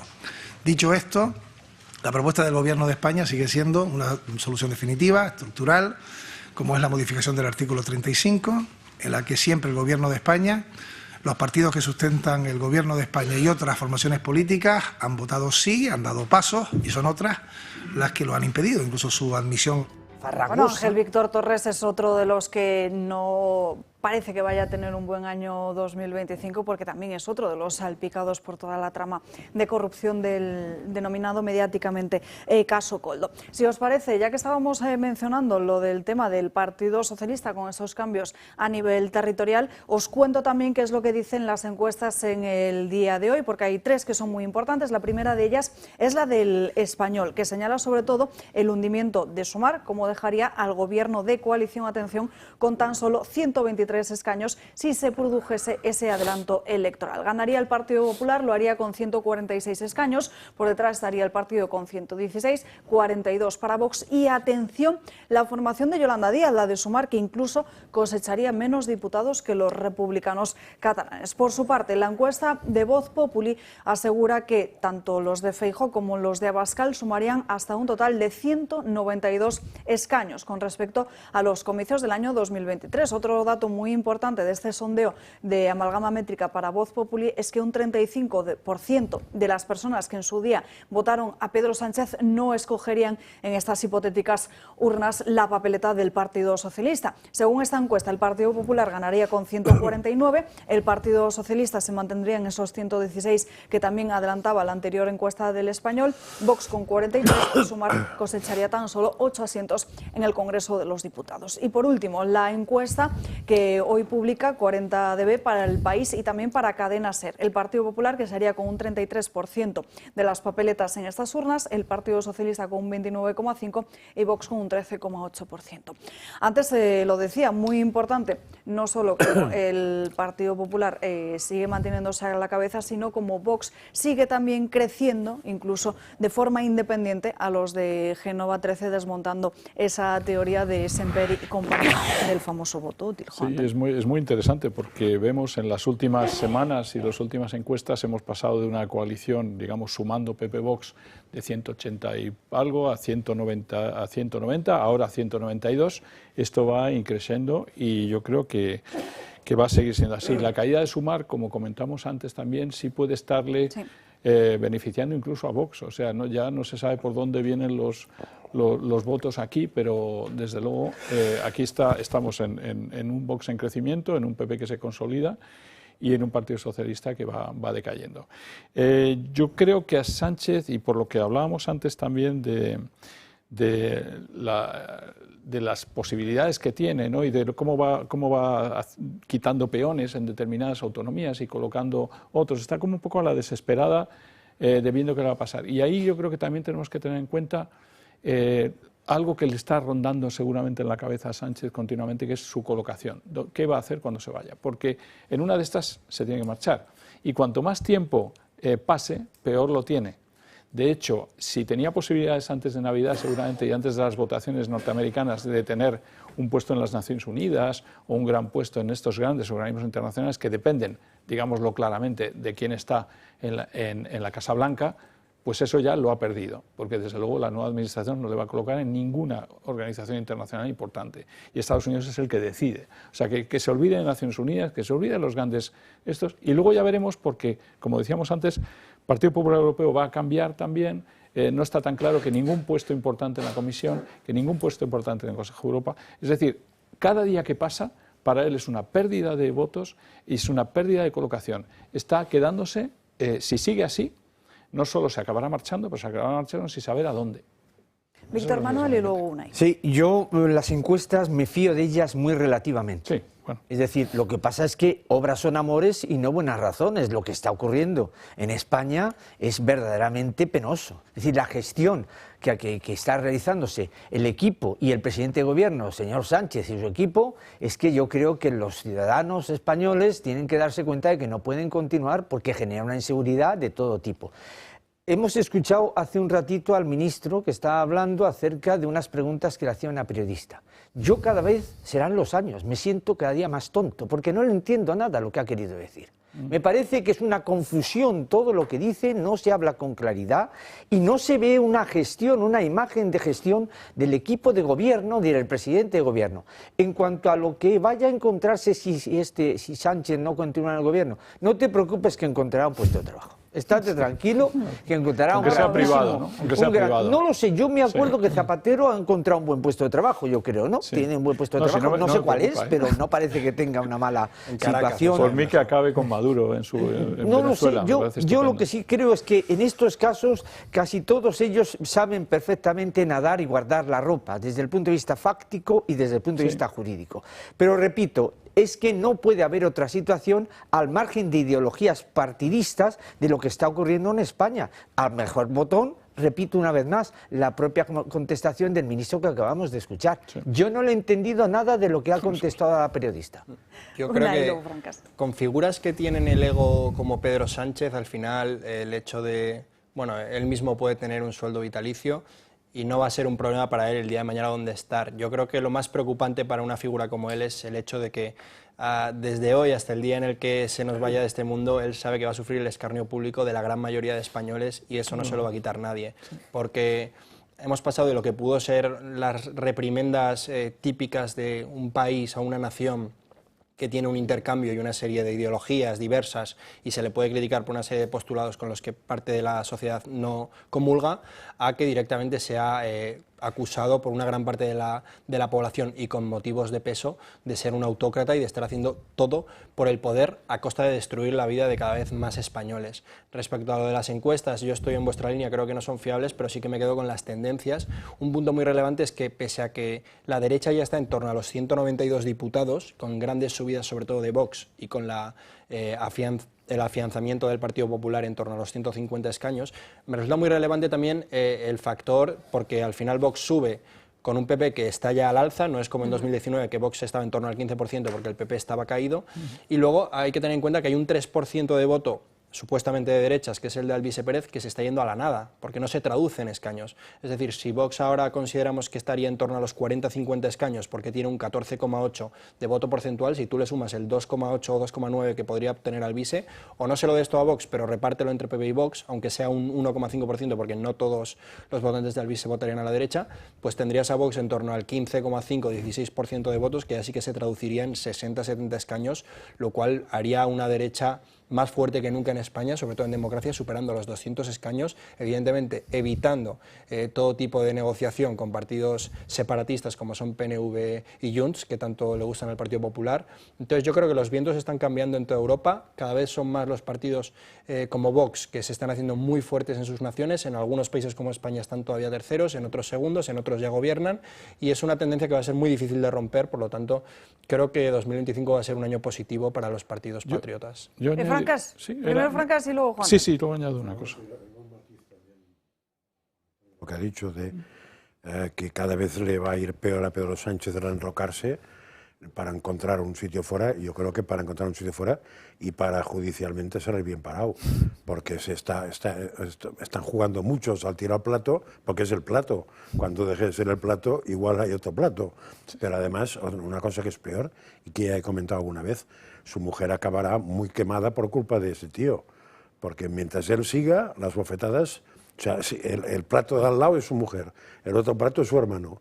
Si se hubiera retirado a tiempo, la mujer no estaría en el plato y el hermano tampoco. Menos mal que es un hombre profundamente enamorado de Sí, espera, que hay otra cosa que me parece más interesante, porque has dicho algo que me ha hecho, numéricamente no me cuadra, pero me lo creo, que hay votantes de Pedro Sánchez que ya no le votarían, no sé qué porcentaje. Sí, un 30%. Pues cuesta entender eso con el porcentaje que dan al PSOE en esta encuesta. Es lo que dice la... Pero tampoco me extraña, porque ahora imaginaos que vosotros sois... Preferirían quedarse en casa y no votar, perdón. Vale. Pero entonces, vosotros pensar que sois socialistas, a veces cuesta pensarlo, pero uno puede, es decir, que sois una persona muy preocupada por la libertad, por lo social, que cuando veis a alguien que lo pasa mal, pues os preocupa y la ayudáis y tal. Y claro, ver al personaje que has votado y que has depositado tu confianza para que iguale al país en Cerler, esquiar a base de paralizar no sé cuántas plazas de hotel, de no sé qué historias, de un restaurante para él solo, de pagando no sé cuántos, de con más gente que el rey y de tal. Hombre, pues es difícil, la verdad es que es difícil, ¿eh?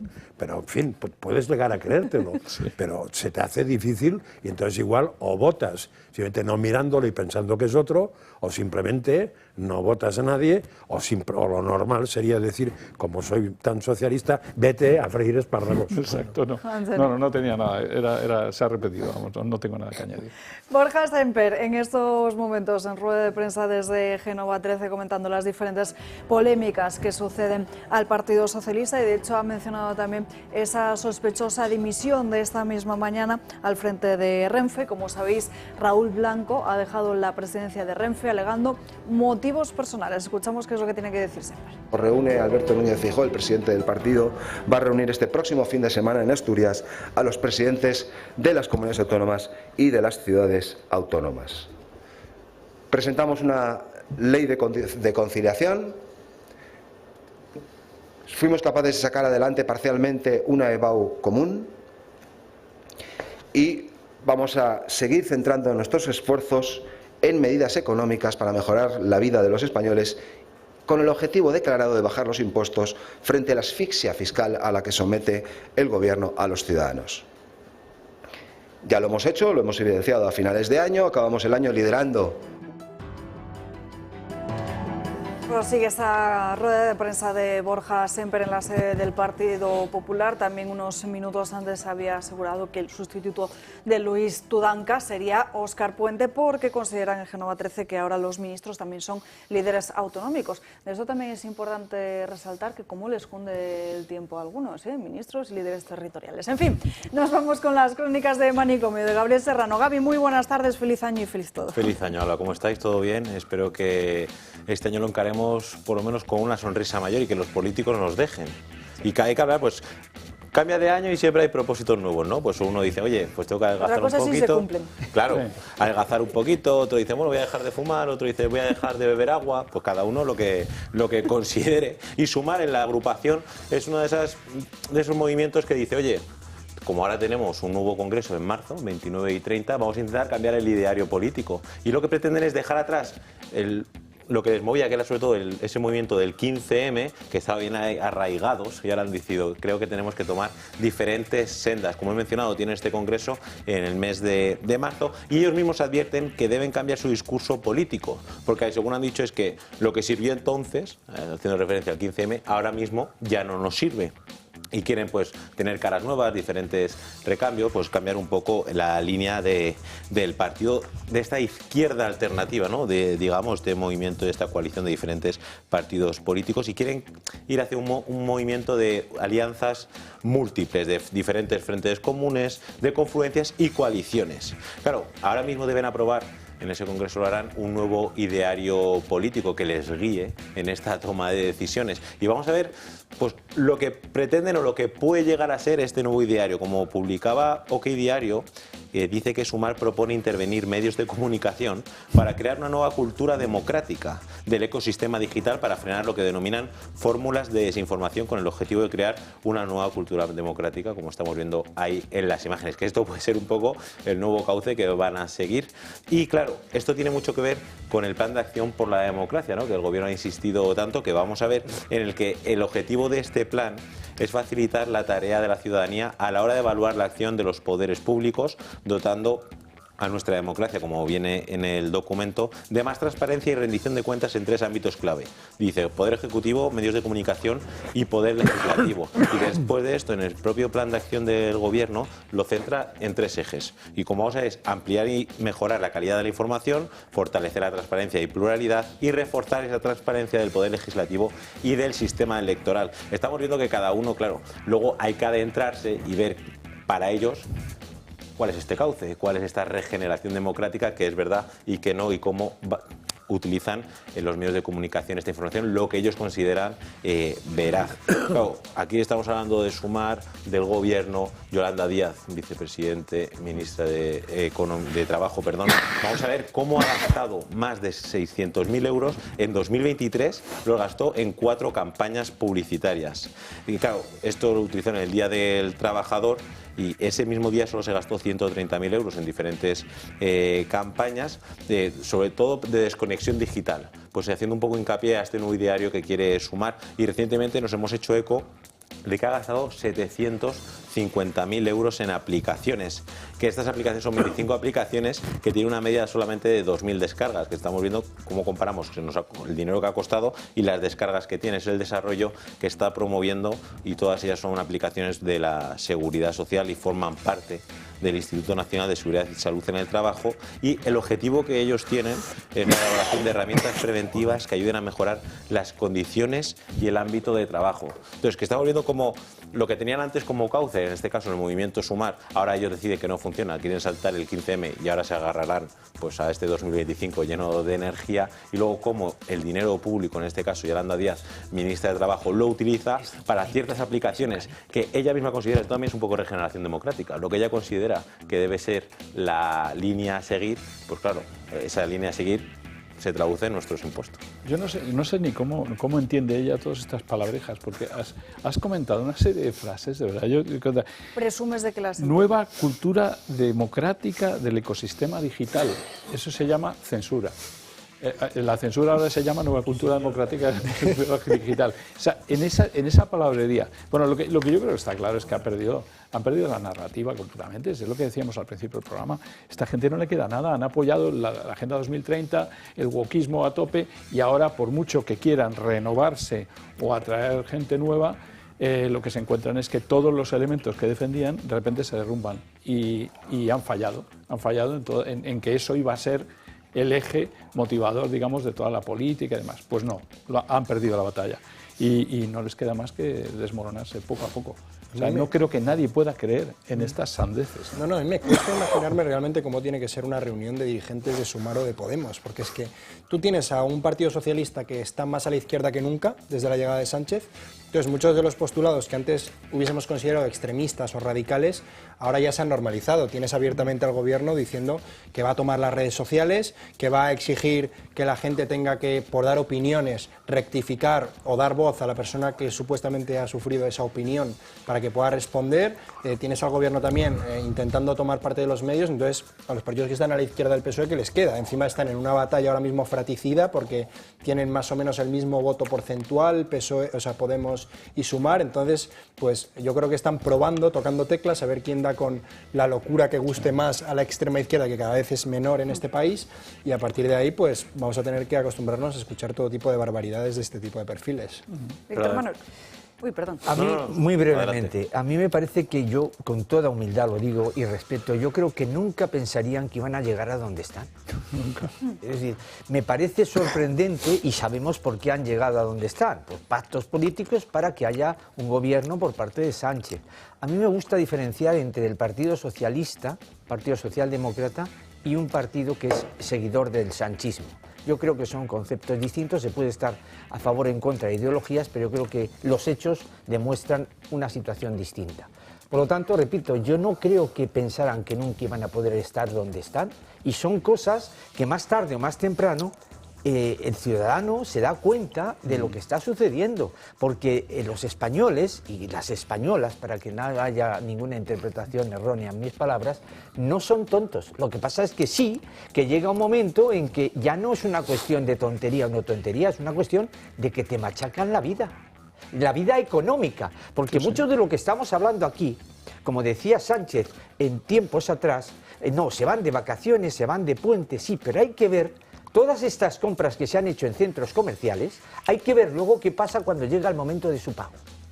Cómo están los juzgados de incumplimientos de pago o de desahucios en los arrendamientos. Todo eso es lo que quiere el ciudadano que se le solucione, no con tonterías de que si yo quiero esta idea o quiero la otra. Y luego el Partido Popular, y Vox, aquí yo no veo ya ideas de derechas o de izquierdas, de extremas, y veo lo que es un sentido común de una calidad de vida, que eso es lo que están transmitiendo por parte de Sánchez. Es decir, mire usted, como mi esposa y mi esposa están en el proceso judicial, como es mi hermano está en el proceso judicial. No, dejemos ya de estas cosas. Yo creo que hay que darnos cuenta de que si bien es cierto, como ha dicho Francas, que posiblemente esos platos que ha comentado, si no hubiera estado en la Moncloa, a lo mejor no se hubieran dirigido tanto, pero hombre, el Poder Judicial, cuando un juez abre un proceso penal de investigación, luego puede archivarse, pero es porque ve indicios de necesidad de aclararse. Por lo tanto, no se debe de aceptar ni permitir que el Poder Ejecutivo vaya en contra de una función fundamental que es el Poder Judicial. Es más,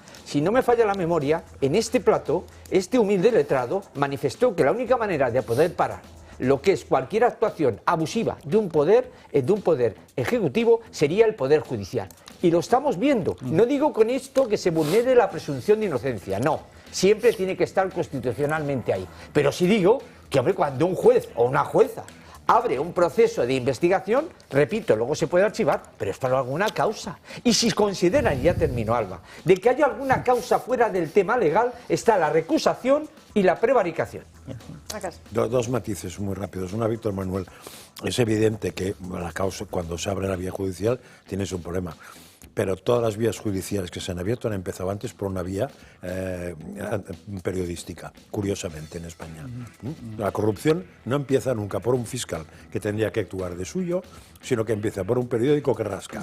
Y si no eres presidente de gobierno, pues el periódico rasca distinto, porque claro, y si eres presidente de gobierno y te enrocas, vas rascando y después se suma uno, se suma otro, se suma otro, se suma otro. Si no hay causa, no habrá vía judicial. Nosotros tampoco podemos enrocarnos. Y la segunda cosa muy rápida.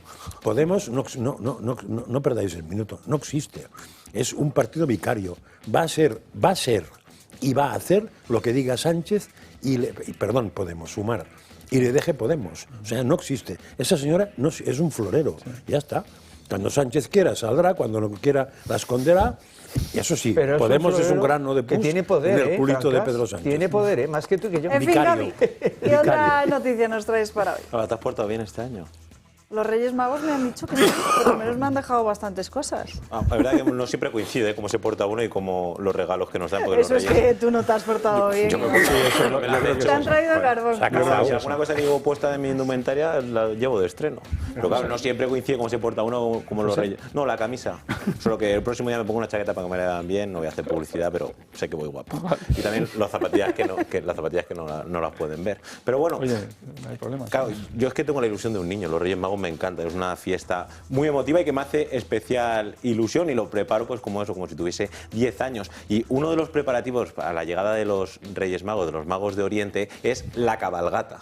Pues en diferentes ciudades, localidades, se ven como las carrozas de los Reyes con en este caso los pajes reales, porque recordemos que no pueden estar en todos los lados a la vez, y envían diferentes pajes que lo tienen por todo el mundo para ver pues qué ocurre. Entonces vamos a adentrarnos un poco en las diferentes cabalgatas que han ocurrido en España, pero antes vamos a irnos hasta Vitoria y vamos a ver, ante la espera de los pajes reales, lo que ocurrió.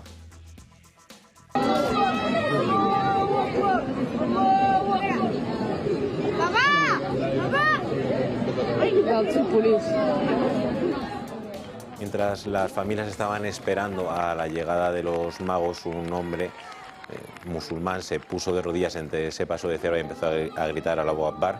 Pero bueno, la policía luego se lo llevó y los propios familiares empezaron a aplaudir cuando le detuvieron. Y si vamos a ver más, la Guardia Civil todos los años, porque no es la primera vez que ocurre, publica que el Día de Reyes hay que tener precaución, porque si ve gente con vestimenta un poco curiosa, tengan cuidado que a lo mejor no son los Reyes Magos. Y dice, si esta noche entran en tu casa 3 tipos disfrazados, pueden que sean los Reyes Magos, pero y si son malhechor, mangar y basaltar. Así que tengan ustedes cuidado y lo acompañan de una fotografía, van a tu casa, pero no con regalos, y estamos viendo cómo ahí tienen diferentes pasamontañas. Pues bien, como vemos que a la izquierda le molesta que celebremos estas festividades y que los cristianos pues seamos felices, ¿no? Y nos divirtamos. Pues bien, Irene Montero publicó un tuit, como vamos a ver en el que dice que esto es racismo institucional. Esta campaña debe retirarse y debe haber una reparación institucional a esta criminalización de las personas negras. Irene Montero, cuando yo llevo un pasamontañas solo se me ve el blanco de los ojos, no sabes si soy negro o de qué color es, pero cómo utiliza pues la Guardia Civil, cómo publica esto, que lleva años haciéndolo, pues Irene Montero lo utiliza para hacer un poco de política. La Guardia Civil sí que ha retirado el tuit. Pero vamos a adentrarnos ya en Sevilla, es uno de los epicentros donde más se celebra la cabalgata de los Reyes Magos. Estás haciendo un lado de... O sea, la cabalgata vista de un lado lo peor y ahora vas con lo mejor, ¿no? Lo mejor me lo he guardado. Lo primero nos lo quitamos rapidito. Los si vascos lo peor comentamos. y No, tampoco es eso, yo no he dicho eso. Pero bueno, ten cuidado, Unai, que esto ya cuenta para los Reyes del año que viene. Así que, a ver, cuidado con lo que dices en la mesa. Vámonos hasta Sevilla, porque allí en Sevilla se vive como una gran fiesta.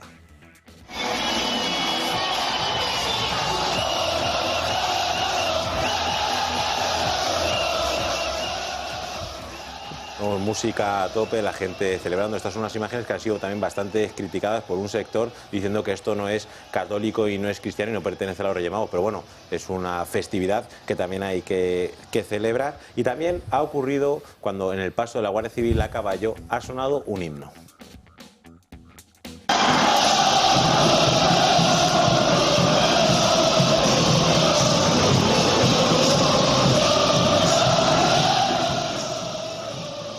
Los sevillanos sabemos que son muy románticos, ¿no? Y lo sienten mucho, y sobre todo los Reyes Magos y estas fiestas, y también son muy devotos. Pero una de las cosas que ha ocurrido, como vamos a ver en las imágenes, ha sido como una persona que dirigía una de las carrozas ha decidido pedir la mano, que es entiendo que es su novia, que también estaba formando parte de esa carroza y su paje real, y vemos como todo el mundo aplaude. Y como mencionaba antes, como los sevillanos sienten mucho, aparte de sus colores, sienten mucho y tienen mucha devoción a la Virgen.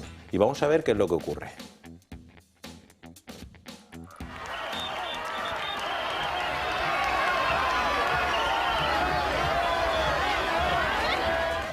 Vemos cómo este rey, ante el paso de enfrente justo de la Macarena, se persigna y a pesar de repartir caramelos, pues tiene también un momento ahí de devoción. Y claro, hay que tener mucho cuidado porque estas carrozas no siempre están preparadas para los más atrevidos, como vamos a ver con lo que ocurre con un paje de Baltasar.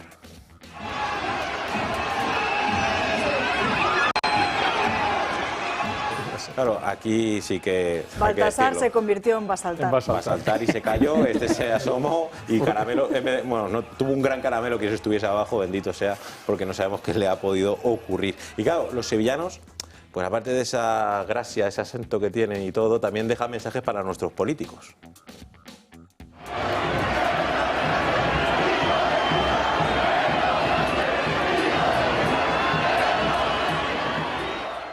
Y además en Navidad, que estamos ahora de resaca de roscones, Francal, ¿verdad? No sé si te toca... ¿De la fruta o qué? Sí, que les gusta mucho la fruta en Sevilla, que tienen calidad y mucho campo. Y pues bueno, los de Sevilla no son así. Y una de las, no frutas, pero sí alimentos de estas Navidades son los roscones de Reyes, que son bastante ricos. Yo he probado uno de, no nata, sino de crema. Uf, me ha encantado. O sea, en la mesa, ¿qué preferís? ¿Con relleno o sin relleno? Con y nata. No, yo sin y la crema al lado. Yo sin relleno también y con la crema al lado. Yo con y nata también. Pues menos mal que no hacemos programa el Día de Reyes, porque cualquiera os trae un rosco. Yo sin relleno. Sí. Y si es con relleno de trufa. Seríais tres. Pero bueno, cualquiera me vale. Yo lo que he hecho ha sido este año 50-50, un poco de trufa y un poco de crema.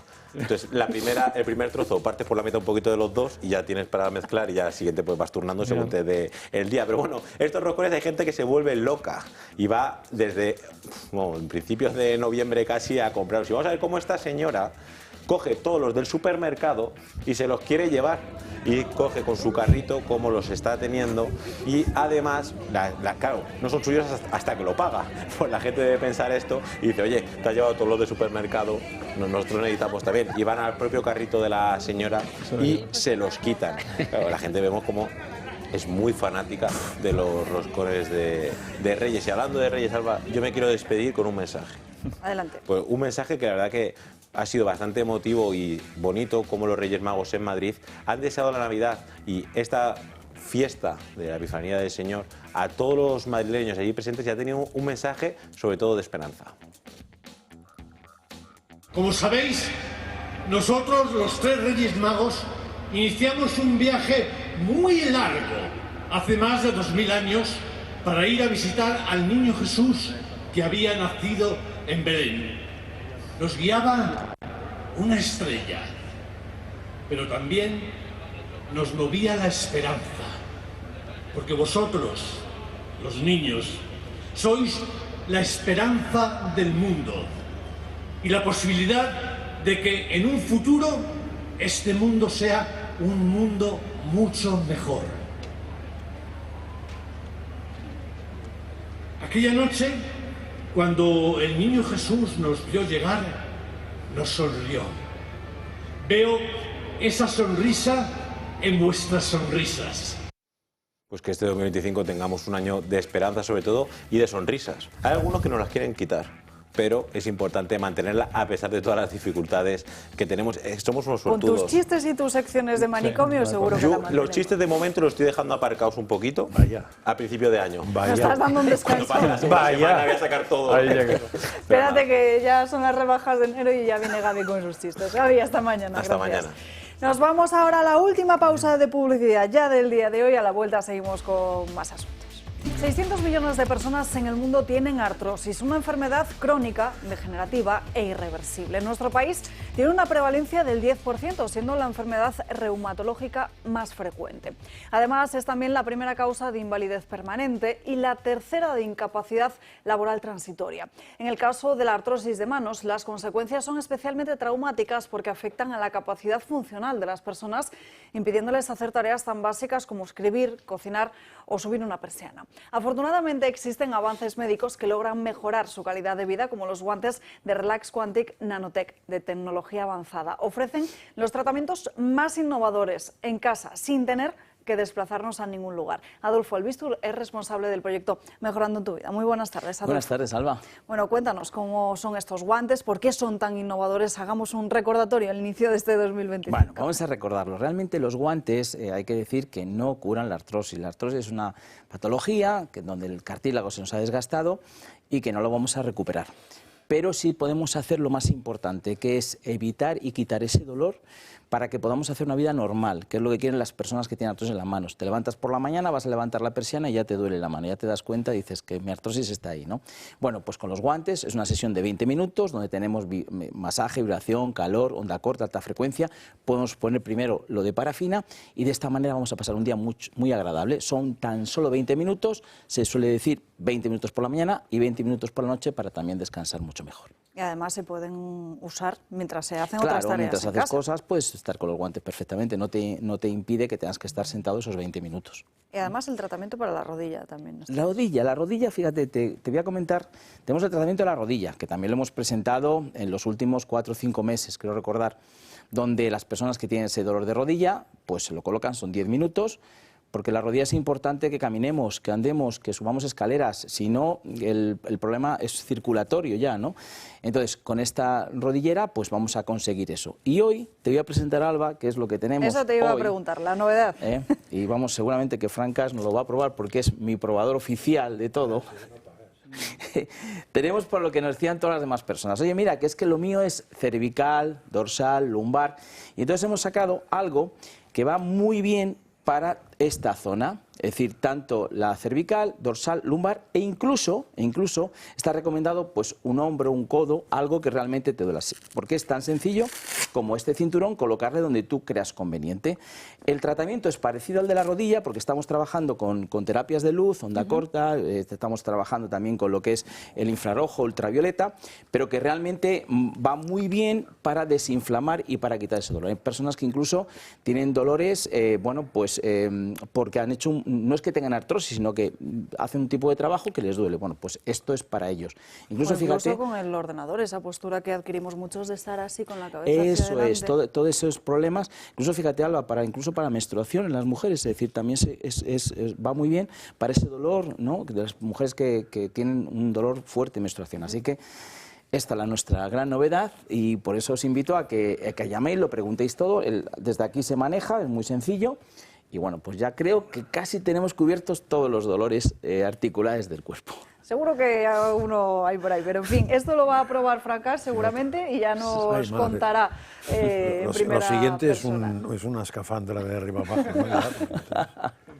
Adolfo, ¿dónde los podemos conseguir y con qué ventajas? Pues tenemos un teléfono completamente gratuito, siempre invito a que llaméis para que os preguntéis todo, las ventajas, de veras, os va a sorprender los precios, de veras, os va a sorprender los precios a buenos. Es un teléfono gratuito, 900-730-122 y siempre con nuestro regalo del tensiómetro que habla. Qué maravilla, gracias Adolfo. Gracias, Alba. Nos vamos ahora hasta Canadá, se lo decíamos al inicio de este programa, esa dimisión, Marian Vallejo, de Justin Trudeau que conocíamos en el día de ayer y que se producía además en vísperas de esa reunión que había convocado de urgencia el propio Partido Liberal, donde ya se preveía qué es lo que podía suceder. Justin Trudeau se adelanta y dimite. Así es, Salva. Ayer conocimos esa decisión de Justin Trudeau de terminar su mandato como primer ministro de Canadá y también como líder del Partido Liberal el próximo 24 de marzo. Una renuncia que comunicó en rueda de prensa asegurando que va a dejar el cargo cuando su partido elija a su próximo líder.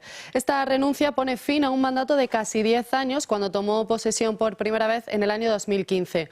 ¿Y por qué se va a esperar hasta marzo? Pues la teoría más fuerte que suena es que Trudeau quiere que Canadá tenga un gobierno sólido cuando Donald Trump asuma el cargo como presidente de Estados Unidos, algo que hará el próximo 20 de enero. Además, según dijo él, le ha quedado bastante claro que no puede ser la mejor opción a las elecciones si tiene que librar batallas internas. ¿Y cuáles son esas batallas internas? Pues es cierto que Justin Trudeau ha ido perdiendo popularidad en Canadá desde hace ya varios años. Esa caída progresiva ya empezó en el año 2017, cuando una comisión ética deliberó que había roto la normativa relativa a los conflictos bélicos al aceptar regalos y viajes del imán de los musulmanes chiitas, un desgaste que continuó también con la llegada de la pandemia. Durante el confinamiento en Canadá se llevaron a cabo varias protestas de gran parte del sector del transporte, como los camioneros, contra las medidas que adoptó el gobierno. Trudeau intentó obviar todas estas polémicas, pero todo saltó por los aires cuando su viceprimer ministra y también la ministra de Finanzas, Chrystia Freeland, dimitió. Ella dejó el Ejecutivo de forma totalmente inesperada, dijo por su disconformidad por la política fiscal y también por la amenaza de los aranceles por parte de Donald Trump. Además, aseguró que había perdido toda la confianza que tenía en Justin Trudeau. Todo esto, junto al incremento del coste de la vida, la subida de la vivienda y el empeoramiento de los servicios públicos, ha llevado a que su partido se desplome en todas las encuestas. De hecho, los últimos sondeos apuntan a una victoria del Partido Conservador con más de 20 puntos de ventaja. Gracias, Marín. 20 puntos de ventaja, Impresionante. Es impresionante y que va en línea precisamente de lo que hablábamos antes con la cuestión de Reino Unido. Es lo que pasa es lo que pasa ahora en Canadá, es lo que le pasará a Sánchez. Yo creo que estamos en esa secuencia de progresistas a los que se les viene, bueno, y además que cometen todos errores muy parecidos, porque este hombre está también perseguido, se le acusa de corrupción, de conflicto de intereses, viajes de lujo a Bahamas, no sé qué más organizaciones que ha beneficiado y en las que está metida también su familia. Es que me hace gracia todos estos súper progresistas, son súper guay, cool, fenomenal, pero lo que hacéis es arramplar y meter a toda vuestra familia. Eso no, ahí la transparencia no parece ser que no les interesa demasiado, ¿no? Y cae. Además, Trudeau será siempre recordado por la nefasta actuación que tuvo durante la pandemia, la manera autoritaria y dictatorial con la que actuó, que le bloqueó las cuentas bancarias a los camioneros porque se manifestaron. O sea, ¿de dónde ha llegado? Eso es un dictador, es lo peor que ha habido. Han hecho las mayores barbaridades todos estos. Él y los australianos también hacían también cosas los australianos, parecidas, sitios de refugiados. Y algún que otro gallego, creo. Y algún que otro gallego que tiene responsabilidades un poco mayores. de frenada dogmatizando sobre cosas que no solamente no sabía, sino que se equivocó. Esperemos que si llega a mayores responsabilidades no repita esas vehemencias. Esto es difícil, ¿eh? Trudeau y Macron yo creo que son las dos grandes obras políticas que ha creado el globalismo. O sea, son las dos representaciones que mejor han sabido plasmar todo el ideario del wokismo, de la Agenda 2030, de una serie de burócratas que han actuado tanto desde Bruselas como desde Estados Unidos para intentar imponer una serie de ideas que eran insostenibles, porque en el momento en el que tú analizas cuál es la vida que han llevado estos perfiles, te das cuenta de que no han promulgado con ninguno de los valores que han intentado imponer a la sociedad.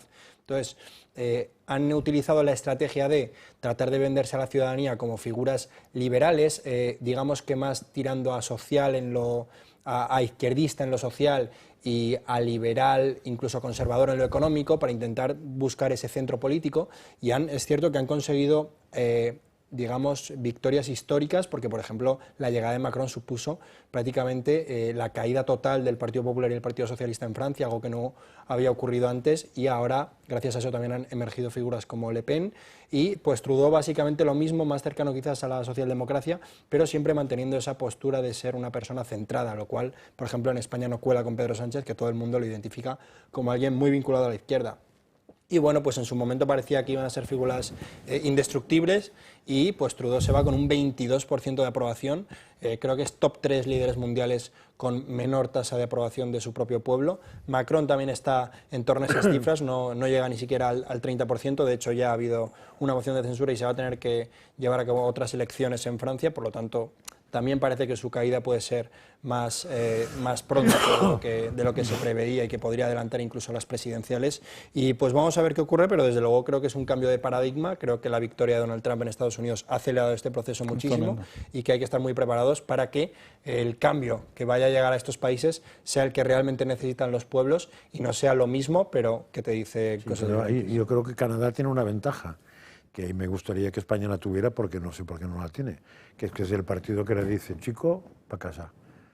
Y aquí Lo que ocurre con los ingleses también, que serán muy desastre, son perfidalbiónicos casi todos, pero tienen un sistema político que es mucho mejor, que cuando haces el tarambana, pues los mismos tuyos te dicen adiós, que te juegues tu comida o tu futuro bien, pero el con nuestro Casado no. más o menos pasó. Y hay también Para la única vez, y porque se metió él donde no le llamaban, porque fue al revés. O sea, Casado, él intenta cargarse a una, y resulta que le vuelve... Sí, ahí es el único caso que pasa. Y hay un denominador común, que es el tema de la vivienda. Y si os parece, hablamos de este asunto en nuestro país. Antes, una información que les recomendamos, una lectura en The Objective esta misma mañana en su portada sobre cómo solo 8 de los 15 ministros, atención, que usan vivienda oficial, revelan cuáles son sus gastos domésticos. Llama la atención, además, cómo el ministro de Transportes parte de una media de más de 5.000 euros al mes, la mayoría en servicios de limpieza. Hablemos del precio de la vivienda ahora, porque todo apunta a que este año 2025 ese coste va a subir mucho más. La vivienda cada vez más inaccesible, ya sea de alquiler, de obra nueva, de segunda mano. El privilegio de tener una casa es cada vez más caro. El precio de la vivienda en España sube como la espuma y alcanza un nuevo récord. El año 2024 ha crecido el 11,2% interanual. El precio medio se ha ubicado en los 2.271 euros por metro cuadrado.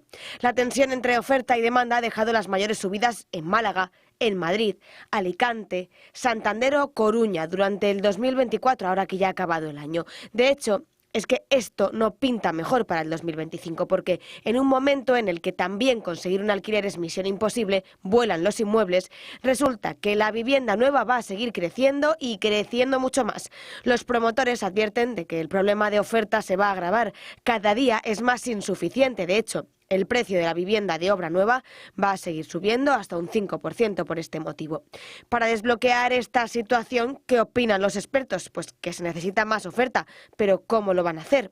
El Gobierno tiene como objetivo poner en marcha un nuevo paquete de medidas para facilitar ese acceso a la vivienda, pero ese objetivo debe cumplirse, claro, porque desde que Pedro Sánchez está en el poder, este problema solo se ha agravado y en este tiempo o no se ha hecho nada o lo que se ha hecho no ha servido. De hecho, es que España registró la mayor subida de precios de las grandes economías de toda la Unión Europea. Solo Irlanda le gana y cerquita se encuentra Portugal, Países Bajos e Italia. Para paliar un poco estos efectos, el PP ha llegado a un acuerdo en las 12 autonomías que tiene y es el de construir miles de pisos asequibles en suelo en desuso.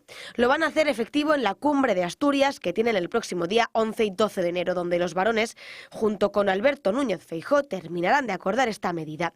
Andalucía, Galicia, Madrid, Comunidad Valenciana, Aragón o Murcia tendrán entonces miles de hectáreas para construir nuevas viviendas sociales destinadas a jóvenes o familias con hijos a cargo, por ejemplo. El problema de la vivienda continúa siendo la cuenta pendiente, entre otras muchas, de este Gobierno. Sigue siendo una materia pendiente y que cada vez preocupa a un mayor número de personas, Víctor Manuel. Pues efectivamente preocupan porque es algo que hunde a muchas personas en no tener acceso a una vivienda digna, que lo establece nuestra Constitución española. Pero a pesar de que lo establece, hay muchas personas que lo están pasando muy mal. Y no olvidemos, además de la gente joven, a las personas mayores, que están en muchos casos con alquileres que los intentan echar a la calle y que no tienen dónde poderse refugiar.